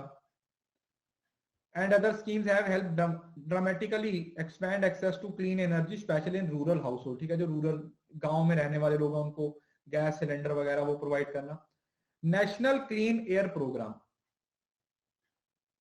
it was launched in 2019, now renamed national clean air mission, जिसका टारगेट है कि 2000, अब ये छोटे छोटे पॉइंट्स हैं जो याद रखनी है, जिसका टारगेट है कि 2024 तक जो PM10 और PM 2.5 है ना, उसकी कंसंट्रेशन को कितना रिड्यूस कर देना, 20 से 30% तक, 20 से 30% तक उसको रिड्यूस कर देना। उसके बाद एयर क्वालिटी मैनेजमेंट के लिए कमीशन बिठाया गया है, the commission for air quality management in the national capital region and adjoining area 2020 with the provision for fine of 1 crore and 5 year for those violating air pollutant norms, कि भाई जो air pollutants के norms को तोड़ेंगे उन लोगों को 1 करोड़ रुपए तक का जुर्माना और 5 साल तक की जेल भी हो सकती है, इस कमीशन की प्रोविजंस के अकॉर्डिंग, इस कमीशन की प्रोविजंस के अकॉर्डिंग, इस कमीशन की प्रोविजंस के अकॉर्डिंग, ठीक है जी। उज्ज्वला योजना देख लेते हैं।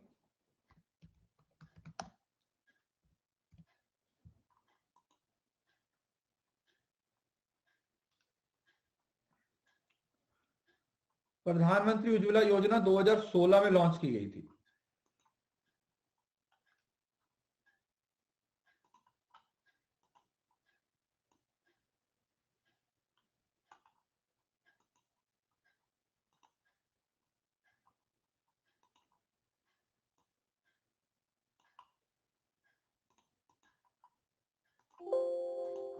ये देखो इसको भी पढ़ लो।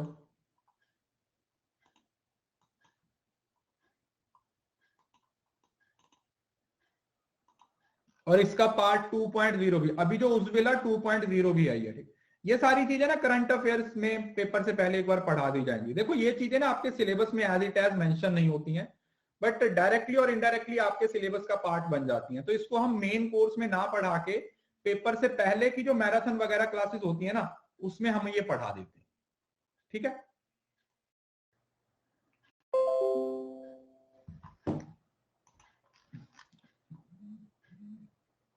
Okay, Pradhanmantri Ujjwala Yojana was launched by prime minister of India Narendra Modi on 1 May 2016 to distribute 50 million LPG connections to women of BPL, BPL समझते हो ना, below poverty line. A budget allocation of 80 million was made for this scheme. इसको 2016 में इसको launch किया गया था और इस पे अप्लाई किया जा सकता है बीपीएल, राइट। अच्छा एक और चीज बताता हूं,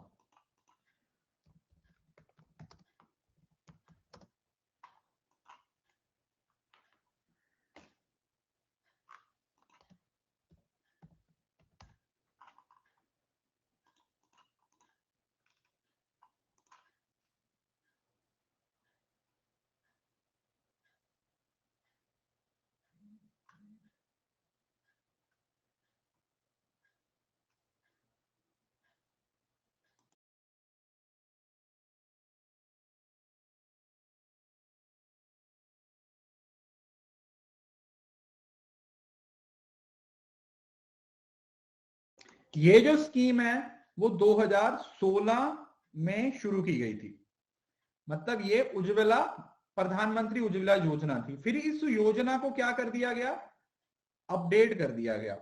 कौन सी ईयर में, अभी 2021 में, रिसेंटली, मतलब ये 2021 की न्यूज है। प्रधानमंत्री launch the second phase of PMUY, Pradhan Mantri Ujjwala Yojana और Ujjwala 2.0। He mention the plan to promote Gobar Dhan, tapping cow dung for energy on the ocean of world, sorry, occasion of world biofuel day. देखो अब इसमें बायोफ्यूल डे भी पता चल गया आपको कब होता है, 10 अगस्त को होता है। तो इसका टारगेट, उसका टारगेट जो इसकी पहली स्कीम थी उसमें पता चल गया आप लोगों को कि 5 मिलियन था, 50 मिलियन, 50 मिलियन घरों तक वो जो LPG का सिलेंडर है वो पहुंचाने की बात हो रही थी। और यहां पर अब बोला गया कि जो गोबर धन है, जो काउ डंग है, उसको एनर्जी के लिए यूज करेंगे। और इसको लॉन्च कब किया गया था, 10 अगस्त को। और 10 अगस्त होता क्या है बेटा, world biofuel day, world biofuel day. ये भी पेपर में पूछा जा सकता है। और ये वो स्कीम थी जो इंडिया की इकोनॉमी को 5 ट्रिलियन तक पहुंचा देगी 2024 में। ठीक है जी, अब होता है या नहीं होता चलो वो तो 2024 में पता चलेगा, बट विजन यही है कि ये स्कीम है जो इंडिया की इकोनॉमी को 5 ट्रिलियन तक पहुंचाने का जो टारगेट है उसके बारे में बोला जा रहा है। ठीक है, वो जब हम पहुंचेंगे तब बोलेंगे उस चीज के बारे में। फिलहाल अभी विजन की बात हो रही है। तो विजन यही है कि हम अपनी इकोनॉमी को 5 ट्रिलियन की इकोनॉमी बनाना चाहते हैं। We want to make our economy a 5 trillion economy. ठीक है जी, क्लियर है। देखो मुझे पता है इसमें बहुत सारी चीजें याद करने वाली हैं। कल आपकी छुट्टी है, ठीक है, कल आपकी छुट्टी है, तो इसको 2-3 बार कल पढ़ लेना, एक बार सुबह पढ़ लेना। देखो रिवीजन करने में टाइम नहीं लगता, मैक्सिमम 15 मिनट लगेंगे। सुबह 15 मिनट एक बार पढ़ लेना पूरे का पूरा, दोपहर में एक बार 15 मिनट पढ़ लेना, और शाम को एक बार 15 मिनट पढ़ लेना। क्योंकि अभी पढ़ लोगे, जो चीज जितनी जल्दी रिवाइज कर लोगे उतना आप लोगों के लिए अच्छा रहेगा। उसके बाद ये तो हो गया हमारा 2014 कर लो इसको, ठीक है, 2014। ये वाले वो चीजें हैं जो आप एक बार पढ़ लीजिएगा।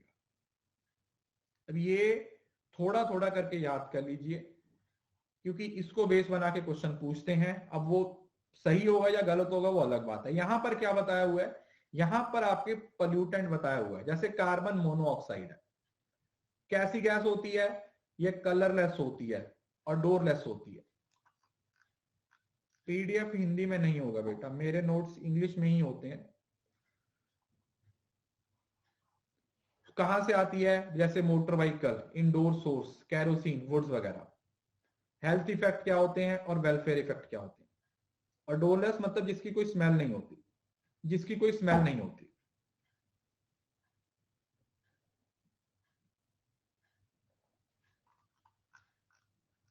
फिर आती है sulphur dioxide, colourless gas that dissolve in water vapour to form acid, जो पानी में जाके, सॉरी वाटर वेपर में जाके एसिड क्रिएट करती है।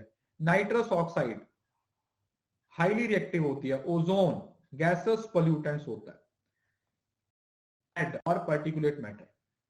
अब ये चीजों को अगर आप याद कर सकते हो तो याद कर लीजिएगा, क्योंकि यहां से क्वेश्चन बन जाता है। इट्स बेटर कि आप इसको एक दिन में 2 चीजों को याद कर लो। आज कार्बन डाइऑक्साइड और सल्फर डाइऑक्साइड को याद कर लो। देखो ये वो चीजें हैं जो ऐसा नहीं है कि हम देखेंगे यार ये तो बहुत ज्यादा है। अगर वो बहुत ज्यादा है तो उसको थोड़ा थोड़ा करके भी तो याद कर सकते हैं। ये थोड़ी बोल रहा हूं कि ये सारा कुछ आज ही याद करना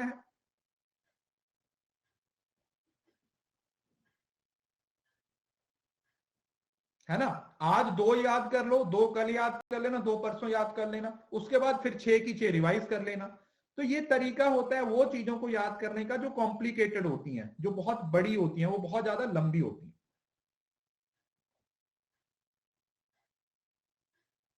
राइट, तो ये उसके बाद अभी शुरू करेंगे हम वाटर पोल्यूशन।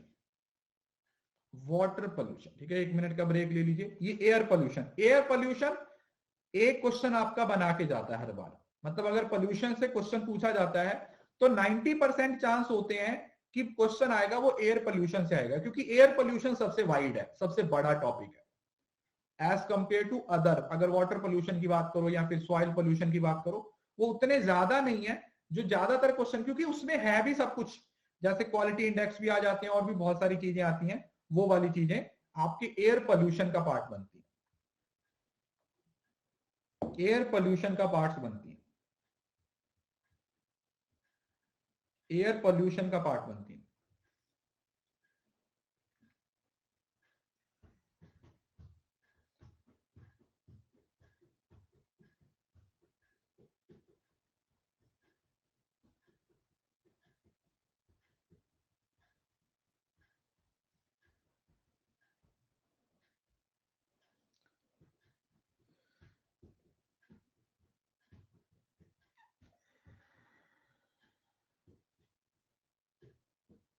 आज 5 बजे तो नहीं होगी, कल देखते हैं, क्योंकि मुझे अब आप लोगों के लिए YouTube पे कुछ सीरीज शुरू करनी है।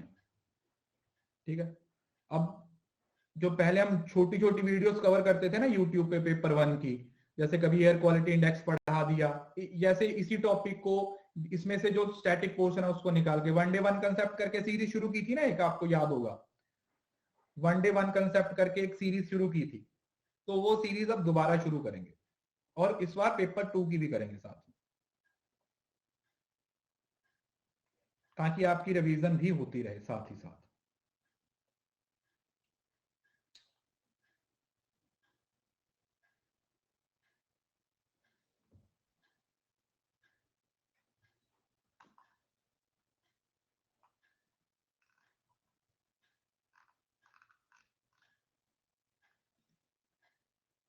चलिए, अब आता है वाटर पोल्यूशन। देखो वाटर पोल्यूशन का मतलब क्या हुआ, वाटर पोल्यूशन का मतलब क्या हुआ, बहुत सिंपल सा बात है। अरे आरसी बेटा बता तो दिया यार, तुम लोग क्लास करते नहीं हो क्या, मैं समझ नहीं आता। मैं ना आपके जितने भी डाउट्स होते हैं ना उनको मैं पहले ही 4 बार आंसर कर चुका होता हूं।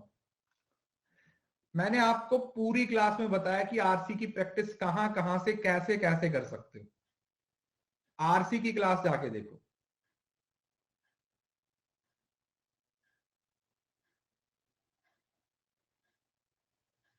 मैंने आपको ऐप के नाम तक बताए हैं, मैंने आपको टेस्ट सीरीज के बारे में बताया, आपको हर चीज के बारे में बताया। देखो चलो मैं आपको थोड़ा सा बताता हूं, रुको। देखो आप जब अपनी अनअकैडमी की ऐप ओपन करते हो, सुन लो, जब आप अपनी अनअकैडमी की ऐप ओपन करते हो तो यहां पर आपके पास एक ऑप्शन आता है सेल्फ स्टडी का। ठीक है, जब आप ऐप ओपन करोगे तो ये दूसरे नंबर पे एक सेल्फ स्टडी का ऑप्शन आता है ना, ये वाला।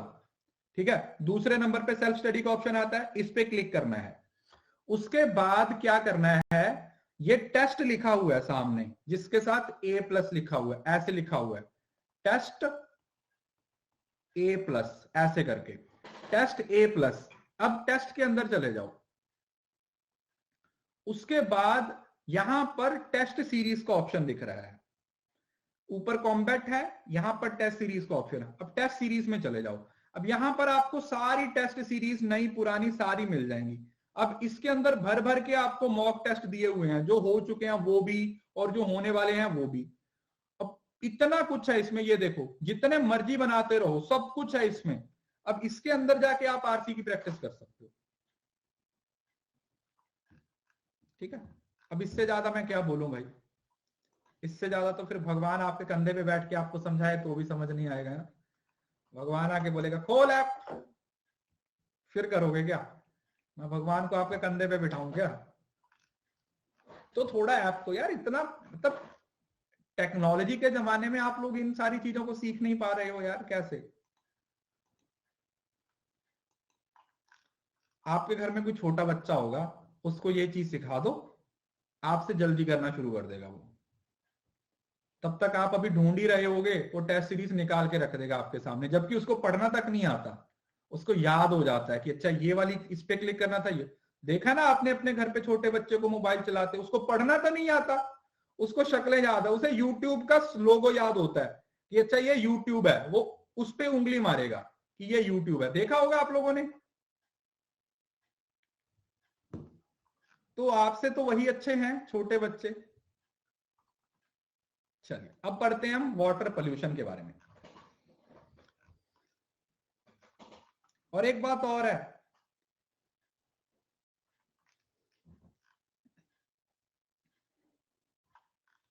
बच्चों से, जब बच्चे गेम खेल रहे होते हैं ना और बीच में कोई कॉल आ जाता है, इतनी जल्दी कॉल काटते हैं ना वो, सामने वाले को पता ही नहीं चलता कि फोन मिला है या नहीं मिला।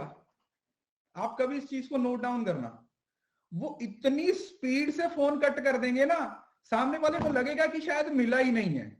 इतनी तेज, मतलब बेल बजने से पहले ही टक काट देते हैं। और सामने वाले बंदे को लगता है कि शायद यार नेटवर्क प्रॉब्लम होगी, है ना, शायद नेटवर्क प्रॉब्लम होगी।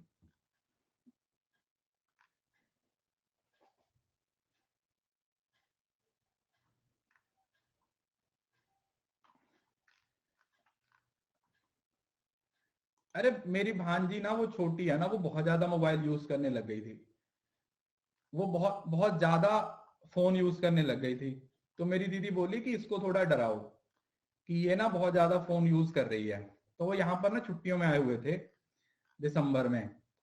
तो मैंने कहा चलो ठीक है, तू मेरे को फोन दे देना एक बार, ये मुझसे फोन लेगी तो मैं आप खुद ही इलाज कर दूंगा। तो मैंने ना उसके वॉलपेपर पे चुड़ैल की फोटो लगा दी। मुझे बोली मामू गेम खेलना, मैंने कहा ले खेल ले, खेल ले। जैसे ही उसने वो खोला और सामने उसके चुड़ैल का चेहरा आ गया और ऐसे फोन रख दिया उसने, बोली डर गई वो। बोली ये क्या है? मैंने कहा ये वो है जो तुम इतना गेम खेलती हो ना, तो अब ये हमने फोन में रख दिया। उसके बाद फिर अब वो फोन नहीं लेती है, वो बहुत कम फोन यूज करती है। चलिए, तो what is one of the most important biological component that sustain life?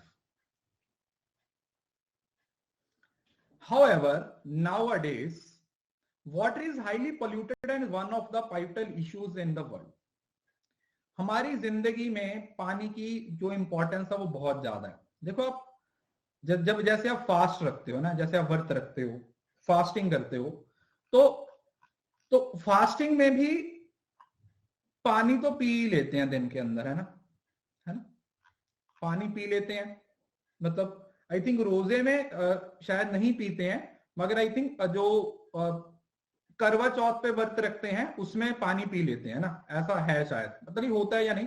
रोजे में तो नहीं पीते हैं उसका तो मुझे मालूम है, बट आई थिंक जो मंडे का व्रत रखते हैं या कुछ उसमें रखते हैं, पी लेते हैं या नहीं पीते। बट चलो पॉइंट क्या है कि इस बात में मैं ये बताने की कोशिश करता हूं, हाँ, कि आप खाने के बिना तो रह सकते हो, मगर पानी की जरूरत आपको रहती है खाने से ज्यादा।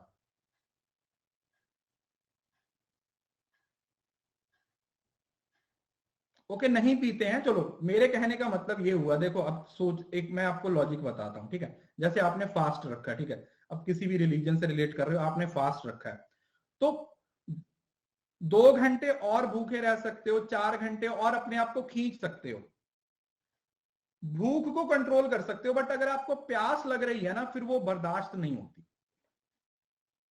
यस और नो? भूख के बिना तो चलो हम थोड़ा बहुत गुजारा कर लेंगे, 1 घंटा और खींच देंगे, 2 घंटे और खींच देंगे,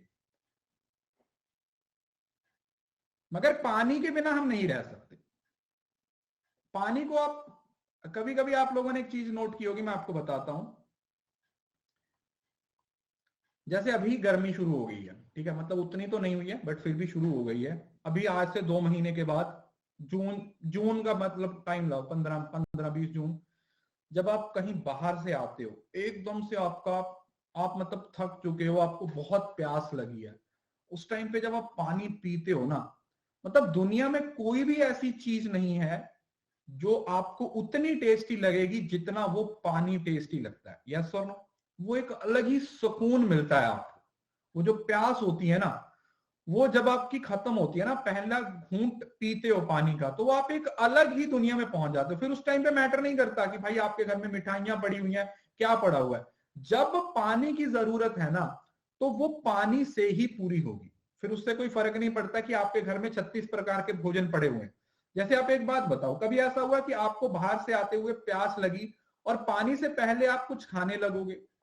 लिटरली ऐसा नहीं होता, कभी भी नहीं होता। अगर आपको प्यास लगी हुई है ना, तो चाहे आपके घर में जितनी मर्जी अच्छी डिशेस बनी हो, आप उनको नहीं हाथ लगाओगे, सबसे पहले आप पानी पियोगे।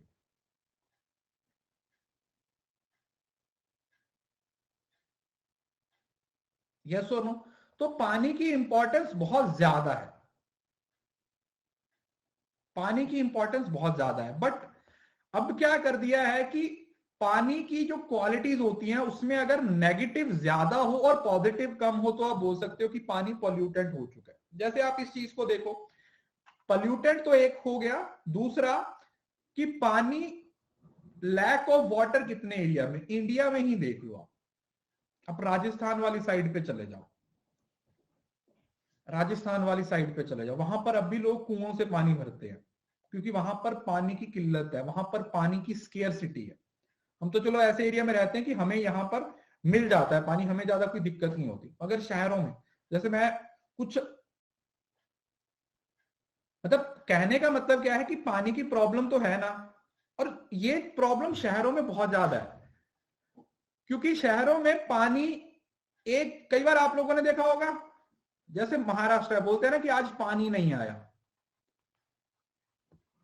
तो क्या हालत हो जाती है पूरी बिल्डिंग की। अगर सपोज करो एक बिल्डिंग में पूरा दिन पानी नहीं आया, तो क्या हालत हो जाएगी उस पूरी बिल्डिंग की।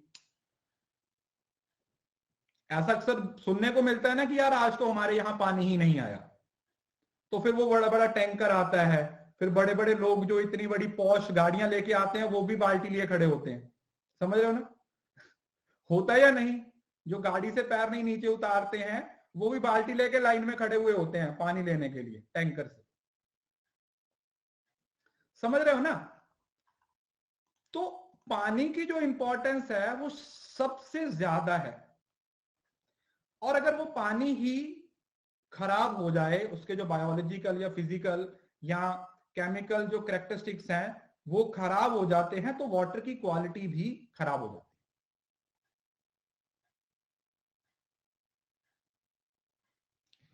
इन simple words we can that polluted water is that water which has been abused, defiled or some way so that it no longer fit to use, जिसको इस्तेमाल नहीं किया जा सकता, जिसको पिया नहीं जा सकता, जिससे अपनी प्यास नहीं बुझाई जा सकती। अब पानी का जो पोल्यूशन है, जैसे मेन पोल्यूशन आपका प्राइमरी और सेकेंडरी होता है, उसी तरीके से एक होता है पॉइंट सोर्स और एक होता है नॉन पॉइंट। पॉइंट सोर्स वो होता है जो पता है कि कहां से आ रहा है, एक स्पेसिफिक लोकेशन से। समझ रहे हो ना? पॉइंट का मतलब जिस पोल्यूशन का सोर्स आपको पता है कि ये यहां से आ रहा है, पॉइंट सोर्स। समझ रहे हो ना? पॉइंट सोर्स का मतलब वाटर पोल्यूशन जो एक स्पेसिफिक लोकेशन से, स्पेसिफिक लोकेशन से आ रहा है, such as drain pipe carrying industrial efficient discharge directly into water body, it represent the point source pollution. जैसे एक फैक्ट्री है, उसका जो आउटपुट है, समझ रहे हो ना, वो वहां से जो पानी में गंदगी आ रही है वो कौन सा है? वो पॉइंट सोर्स है, क्योंकि हमें पता है कि ये जितना भी पोल्यूशन है उस फैक्ट्री के ये वाले बैक एंड से आ रहा है।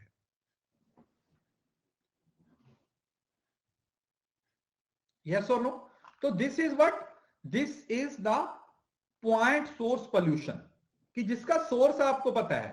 Point source pollution is defined as any single identifiable source, मतलब कोई सिंगल सोर्स जिसका आइडेंटिफाई किया जा सकता है कि अच्छा यार ये पोल्यूशन यहां से आ रहा है।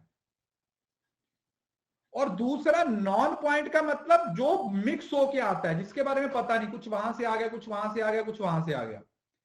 समझ रहे हो ना? नॉन पॉइंट जैसे run off agriculture field, grazing lands, construction sites, abandon mines and pits, जिसके बारे में आपको पता ही नहीं है कि अच्छा यार ये पोल्यूशन है वो कहां से आ रहा है, इसका कोई एक सोर्स है वो हमें पता ही नहीं है, इसका कोई सोर्स ही नहीं है जिसके बारे में हम कुछ कह सके।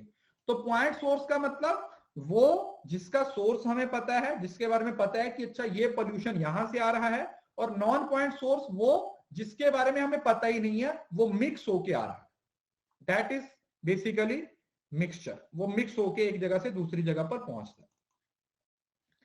अब पानी पोल्यूटेंट कैसे होता है, पानी का पोल्यूशन है वो कैसे होता है? देखो, domestic sewage, its bank, waste of human and animals in water bodies, disposal of urban and industrial waste into water bodies, industrial waste, mineral, organic, waters and crop dusting from agriculture feed, chemical fertilizer, industrial waste और natural source like soil erosion, leaching of minerals from rock और डिकॉइंग। मतलब समझ रहे हो ना, पानी pollutant हो रहा है, उसके नेचुरल और मैन मेड दोनों रिसोर्स, दोनों रीजंस हो सकते हैं। जो मैन मेड है वो ज्यादा है, मतलब हम लोग पानी को ज्यादा पोल्यूट कर रहे हैं हमारी वजह से। पेस्टिसाइड्स का यूज हो रहा है, इंडस्ट्रीज लगा रखी हैं, समझ रहे हो ना, सॉइल एरोजन हो रहा है, हमारे घरों की इतनी वेस्टेज है जो पानी में जा रही है। तो वो सारी चीजों से जो पानी है वो पोल्यूटेंट होता है। जैसे बोलते हैं ना कि वैसे जितने भी ओशियन है, आप लोगों ने ये पढ़ा होगा कि 97, मतलब 100 में से 97, मतलब रफली परसेंट पोर्शन ऐसा है पानी का जो पीने लायक नहीं है, जो साल्टी वाटर है, जो सॉल्टी वाटर है। समंदर का पानी नहीं पी सकते आप समंदर का पानी नहीं पी सकते। सिर्फ 2.5 से 3% वाटर है जो हमारे काम का है। एक ना मूवी आई थी, ओरिजिनल मूवी थी, एक ओरिजिनल स्टोरी पे मूवी बनी हुई थी, मुझे अब उस मूवी का नाम नहीं याद आ रहा, इससे मुझे याद आ रहा है, वर्ल्ड वॉर के टाइम पे ना, वर्ल्ड वॉर के टाइम पे 2 या आई थिंक 3 सोल्जर थे जिनका प्लेन है वो वाटर में क्रैश हो गया था, और वो बहुत दिनों तक पानी में ही रहे थे। मछलियां पकड़ लेते थे, उन्हीं को खा लेते थे, बारिश होती थी तो उसी का पानी कलेक्ट कर लेते थे। वो इतनी अच्छी मूवी है ना, नहीं इंडियन मूवी नहीं है वो, मतलब हॉलीवुड की मूवी है। उस मूवी का मुझे नाम याद नहीं आ रहा, वर्ल्ड वॉर पे है। मैं जरूर आपको टेलीग्राम पे उसका नाम दूंगा, आप उसको अगर आपको टाइम मिले तो देखिएगा। सर्वाइवल मूवी है, नहीं नहीं, लाइफ ऑफ अ पाई नहीं है, टेंगो भी नहीं है, उसका नाम मुझे अभी याद नहीं आ रहा। उसका नाम, एक सेकेंड, थोड़ा मुझे याद करने दो।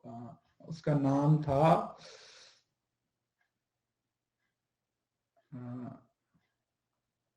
फास्ट, चलो मैं सर्च करके आपको बताऊंगा, ठीक है, क्लास के एंड में 2 मिनट लगा के। बहुत देर पहले देखी थी, आई थिंक 4 साल पहले देखी थी, मैं जरूर बताऊंगा। ओरिजिनल मूवी थी वो, मतलब समझ रहे हो ना, 1945 की ओरिजिनल, वर्ल्ड वॉर 2 की ओरिजिनल स्टोरी थी वो। Are you getting the point? Original story थी वो, कि किस तरीके से लोगों ने, उन्होंने सरवाइव किया था। और जब मूवी खत्म होती है ना, एंड में उन लोगों की ओरिजिनल फोटोज भी दिखाई थी उन्होंने। वो तो चलो एक्टर थे ना, जब मूवी खत्म हो गई ना, तो एंड में, नहीं नहीं, कास्ट अवे नहीं था, कास्ट अवे में तो वो एक ही रह जाता है, वो समंदर के अंदर थी। मैं आपको उसका जरूर मैं नाम बताऊंगा चेक करके। तो ये सारे वो रीजंस हैं जिससे हमारा पानी पोल्यूट होता है। These are the some of the reason जिसकी वजह से पानी के अंदर पोल्यूशन होता है। अब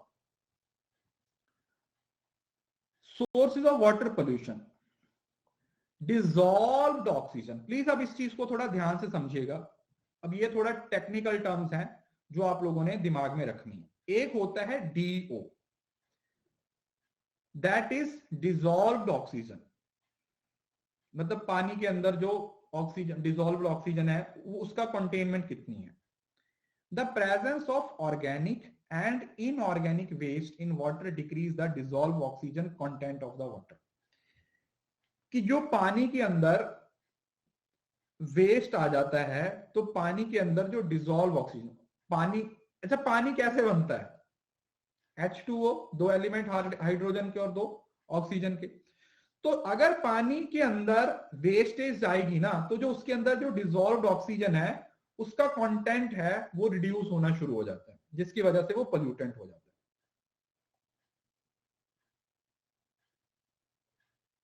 तो इसके 2 लेवल्स हैं, बिलो 8 contaminated और below 4.0 mg per L that is highly polluted. मतलब जितना डिसॉल्व ऑक्सीजन का लेवल कम होगा पानी उतना ज्यादा पोल्यूटेंट होगा. Simple. Are you getting the point? जितना ऑक्सीजन का लेवल है वो नीचे जाएगा उतना पोल्यूटेंट होने का लेवल है वो ऊपर चले जाएगा.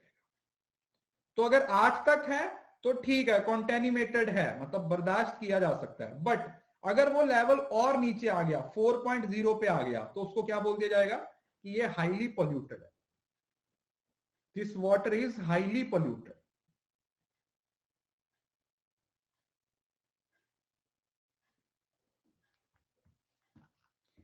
DO content of water is important for the survival of aquatic organisms. A number of factors like surface turbulence, photosynthesis activity, O2 consumption by organism and decomposition of organic matter are the factors that determine the amount of DO present in the water. The highest amount of water increase the rate of decomposition and O2 consumption thereby decrease the DO2. So simple सा मतलब क्या हुआ कि जो DO है that is dissolved oxygen है, this is the important element और ये जितनी कम होती जाएगी वेस्ट की वजह से पानी उतना ज्यादा पोल्यूटेंट होता जाएगा. और इसमें ये 2 लेवल्स आप लोगों ने याद रखने. ठीक है, सिंपल. डिसॉल्व्ड ऑक्सीजन समझ रहे हो ना, वो जो पानी के अंदर डिसॉल्व्ड है, तो जितनी वो कम होती जाएगी, जितना उसका लेवल कम होता जाएगा, वाटर उतना ज्यादा पोल्यूटेड होता जाएगा. पानी के अंदर उतना ज्यादा पोल्यूशन होता जाएगा. राइट. एक होता है बीओडी, ऑर्गेनिक वेस्ट. पानी के अंदर जो पोल्यूशन आता है ऑर्गेनिक्स वेस्ट के थ्रू, उसको बायोकेमिकल ऑक्सीजन डिमांड के थ्रू मेजर किया जाता है. बायो का मतलब लाइफ होता है ना, बायोलॉजी पढ़ते हैं ना, स्टडी ऑफ लाइफ, बायोलॉजिकल. तो वो पोल्यूशन जो ऑर्गेनिक वेस्ट की वजह से हो रहा है उसको मेजर करने के लिए हम बीओडी का इस्तेमाल करते हैं. पहला डी था डीओ, डिसॉल्व्ड ऑक्सीजन. अब है BOD, bio, that is organic waste. BOD is the amount of dissolved oxygen needed by bacteria in decomposition of organic waste. It is expressed in milligram of oxygen per litre of water. ये भी उसी तरीके से mg पर litre में ही major किया जाता है. बस फर्क क्या है कि ये इसका फीचर क्या है, ऑर्गेनिक वेस्ट. ऑर्गेनिक वेस्ट से जो पानी पोल्यूटेंट होता है उसको बायोलॉजिकल ऑक्सीजन डिमांड से मेजर किया जाता है. The highest the value of BOD indicate the low DoD content of water. तो इसका मतलब क्या हुआ, जितना पानी के अंदर बीओडी ज्यादा होगा पानी उतना ही ज्यादा पोल्यूटेंट होगा. सिंपल. क्योंकि देखो लिखा हुआ है ना, बीओडी की वैल्यू बढ़ रही है तो डीओ का कंटेंट है वो कम हो रहा है. और अभी हमने पढ़ा कि डीओ जितना कम होगा पानी उतना पोल्यूटेंट होगा. राइट. तो इसके अंदर मेन पॉइंट क्या है, इसके अंदर जो सबसे इंपॉर्टेंट पॉइंट है वो ये है कि जो ऑर्गेनिक वेस्ट से पानी पोल्यूटेंट होता है उसको बीओडी के द्वारा मेजर किया जाता है. और बीओडी और पोल्यूटेंट का डायरेक्ट कनेक्शन है. जितना बीओडी ज्यादा होगा उतना पोल्यूशन भी ज्यादा होगा और जितना बीओडी कम होगा उतना पोल्यूशन भी कम होगा. और बीओडी का डीओ, डिसॉल्व्ड ऑक्सीजन के साथ नेगेटिव रिलेशन है. जितना बीओडी ज्यादा उतना डीओ कम.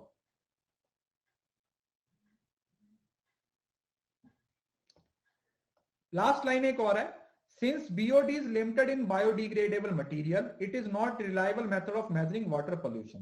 तो मतलब हम इसको यूज कर लेते हैं बट उतना रिलायबल सोर्स नहीं है ये पानी के पोल्यूशन को मापने के लिए, पानी के पोल्यूशन को मेजर करने के लिए. हाँ, जो सीओडी है, chemical oxygen demand, is slightly better mode used to measure pollutant load in the water. मतलब बीओडी से सीओडी ज्यादा है. बीओडी दैट इज जो ऑर्गेनिक वेस्ट से मेजर करता है और ये amount of oxygen in parts per million required to oxide organic and oxidizable inorganic compound in the water sample। तो यहां पर दोनों को सीओडी के अंदर दोनों को मेजर किया जाता है। जैसे यहां पर ऑर्गेनिक था, यहां पर ऑर्गेनिक और अनऑर्गेनिक इनऑर्गेनिक दोनों को मेजर किया जाता है। तो अगर हमसे पूछा जाए कि बीओडी बेस्ट है या सीओडी बेस्ट है, तो हम किसको मानेंगे कि सीओडी बेस्ट है, क्योंकि सीओडी के अंदर ऑर्गेनिक और इनऑर्गेनिक दोनों एलिमेंट्स को ऐड किया जाता है, जबकि बायोलॉजिकल ऑक्सीजन डिमांड में सिर्फ और सिर्फ ऑर्गेनिक वेस्ट को कंसीडर किया। तो बीओडी से COD better. It is always better to have COD method as compare to BOD. अच्छा, एक सेकेंड और।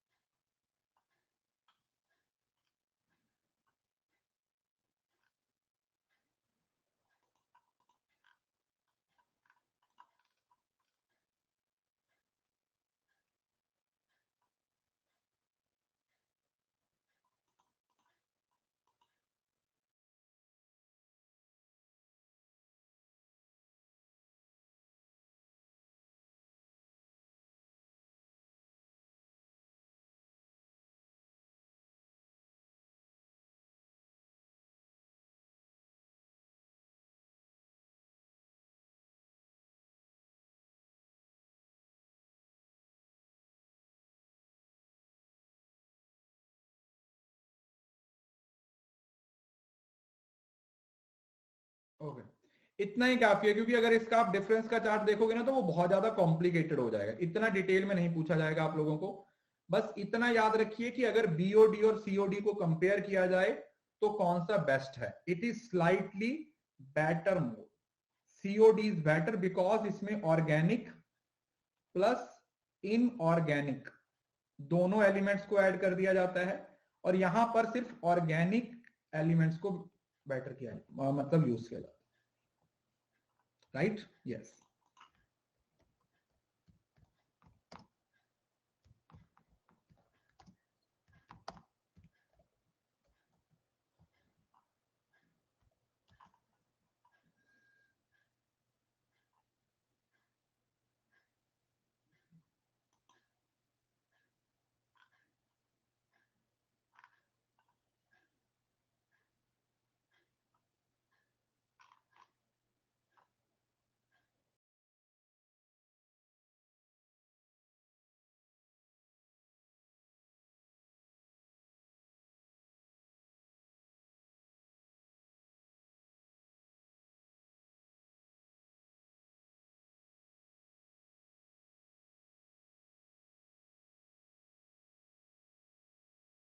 चलिए, इसको कल पढ़ेंगे, ठीक है? काफी ज्यादा हो जाएगा, फिलहाल इतना बहुत है आज के लिए। सीओडी तक आप लोग रिवाइज करके आइएगा अगली क्लास में आने से पहले। अब ये मॉर्निंग 9 बजे से होगी, ठीक है? मंडे से क्लासेस, इसकी 2-3 क्लासेस और है।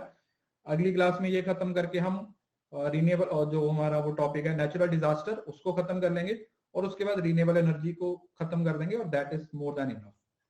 इससे ज्यादा अंदर घुसने की जरूरत नहीं है, क्योंकि इस यूनिट को जितना मर्जी पढ़ लो ये कभी खत्म ही नहीं होती। इतनी बड़ी यूनिट है, इवन के ऐसे क्वेश्चन आते हैं इसमें से जो पीपल, जो बेचारे इन्वायरमेंट वाले, उनको भी नहीं आते। तो इस वजह से हमें तो वो कैसे ही आएंगे। फिलहाल हम कोशिश करेंगे कि हम ज्यादा से ज्यादा अच्छे तरीके से उन पोर्शन को हम फोकस करें जहां से ज्यादा क्वेश्चन पूछे जाते हैं। स्टैटिक पोर्शन पूछा जाता है, और वो स्टैटिक पोर्शन को बेस बना के हम क्वेश्चंस को बना सकते। ठीक है जी? 11 बजे तो नहीं, ये एक्स्ट्रा क्लासेस होंगी। 11 बजे तो परसों से आपकी एवरेज की क्लास चलेगी, मतलब 2 क्लासेस होंगी, 9 से 10:30 बजे तक, 3 दिन तक, बस 3 दिन तक होगी। ये खत्म हो जाएगा, उसके बाद तो फिर हम फ्लो में आ जाएंगे। जो हायर एजुकेशन का पेंडिंग पोर्शन है वो सेपरेट कोर्स आएगा आपका नेक्स्ट वीक। 3 क्लासेस रह गई हैं, 4 हायर एजुकेशन की, वो एक सेपरेट कोर्स आएगा पार्ट 2 करके, वहां से आप बाकी का पोर्शन कवर कर लीजिए। अकाउंट्स का भी और एफएम का भी, सभी के कोर्स आएंगे, वो मंडे को लॉन्च हो जाएंगे। सारे कोर्स मंडे को दिख जाएंगे आपको। चलिए ठीक है, thank you so much, God bless you all. इसी तरीके से पढ़ते रहिए, इसी तरीके से मेहनत करते रहिए, जेआरएफ जरूर क्लियर होगा। कंसिस्टेंसी बनाए रखिए। क्या पूछना है अजय, पूछिए क्या पूछना चाहते हो।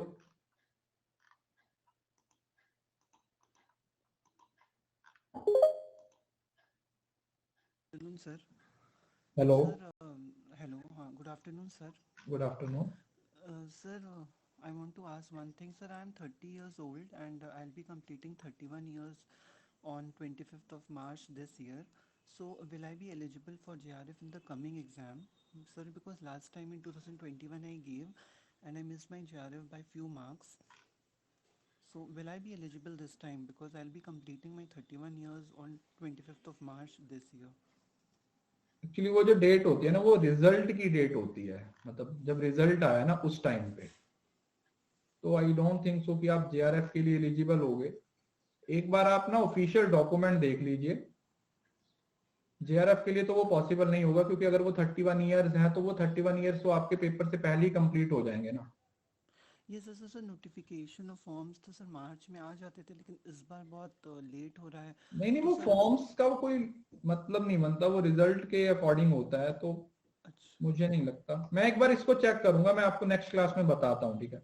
इसके बारे ओके में सर। काफी कंफ्यूजन है, तो मैं उसको एक बार चेक करके बताऊंगा। Okay sir. Okay, thank you sir. मैं एक बार चेक कर लेता हूँ, क्योंकि कोविड की वजह से आई थिंक, अब ये नहीं पता कि इस साल के लिए भी 1 साल के लिए एक्सटेंड किया था या सिर्फ पिछले साल के लिए था। अगर यस 32 ईयर हो चुका है, वो मुझे, मैं कंफर्म नहीं हूँ, मुझे चेक करना पड़ेगा एक बार। अगर 32 है, जी इफ सर। इट इज 32 है, तो उसके लिए तो आप एलिजिबल हो ही, फिर तो कोई दिक्कत नहीं है। बट ओके मैं उसके लिए श्योर नहीं हूं। I will check it before confirming. Sir, because पिछली बार जो एग्ज़ाम हुआ था सर, उसमें 31 एज लिमिट दिया था उन्होंने। और नहीं, एक्चुअली नोटिस तो आया था, 1 साल के लिए एक्सटेंड किया था, वो यस नोटिस सर। मुझे दोबारा देखना पड़ेगा, क्योंकि मैं ऐसे ही आपको बोल दूं, ठीक है। इसलिए मैं चाहता हूं कि पहले मैं एक बार नोटिस चेक करूंगा, उसके बाद ही मैं आपको कंफर्म करके बताऊं। Okay sir. ओके, ठीक है, थैंक यू सर। चलिए ठीक है, थैंक यू। चलिए बाय बाय, टेक केयर, ध्यान रखिएगा, खुश रहिए।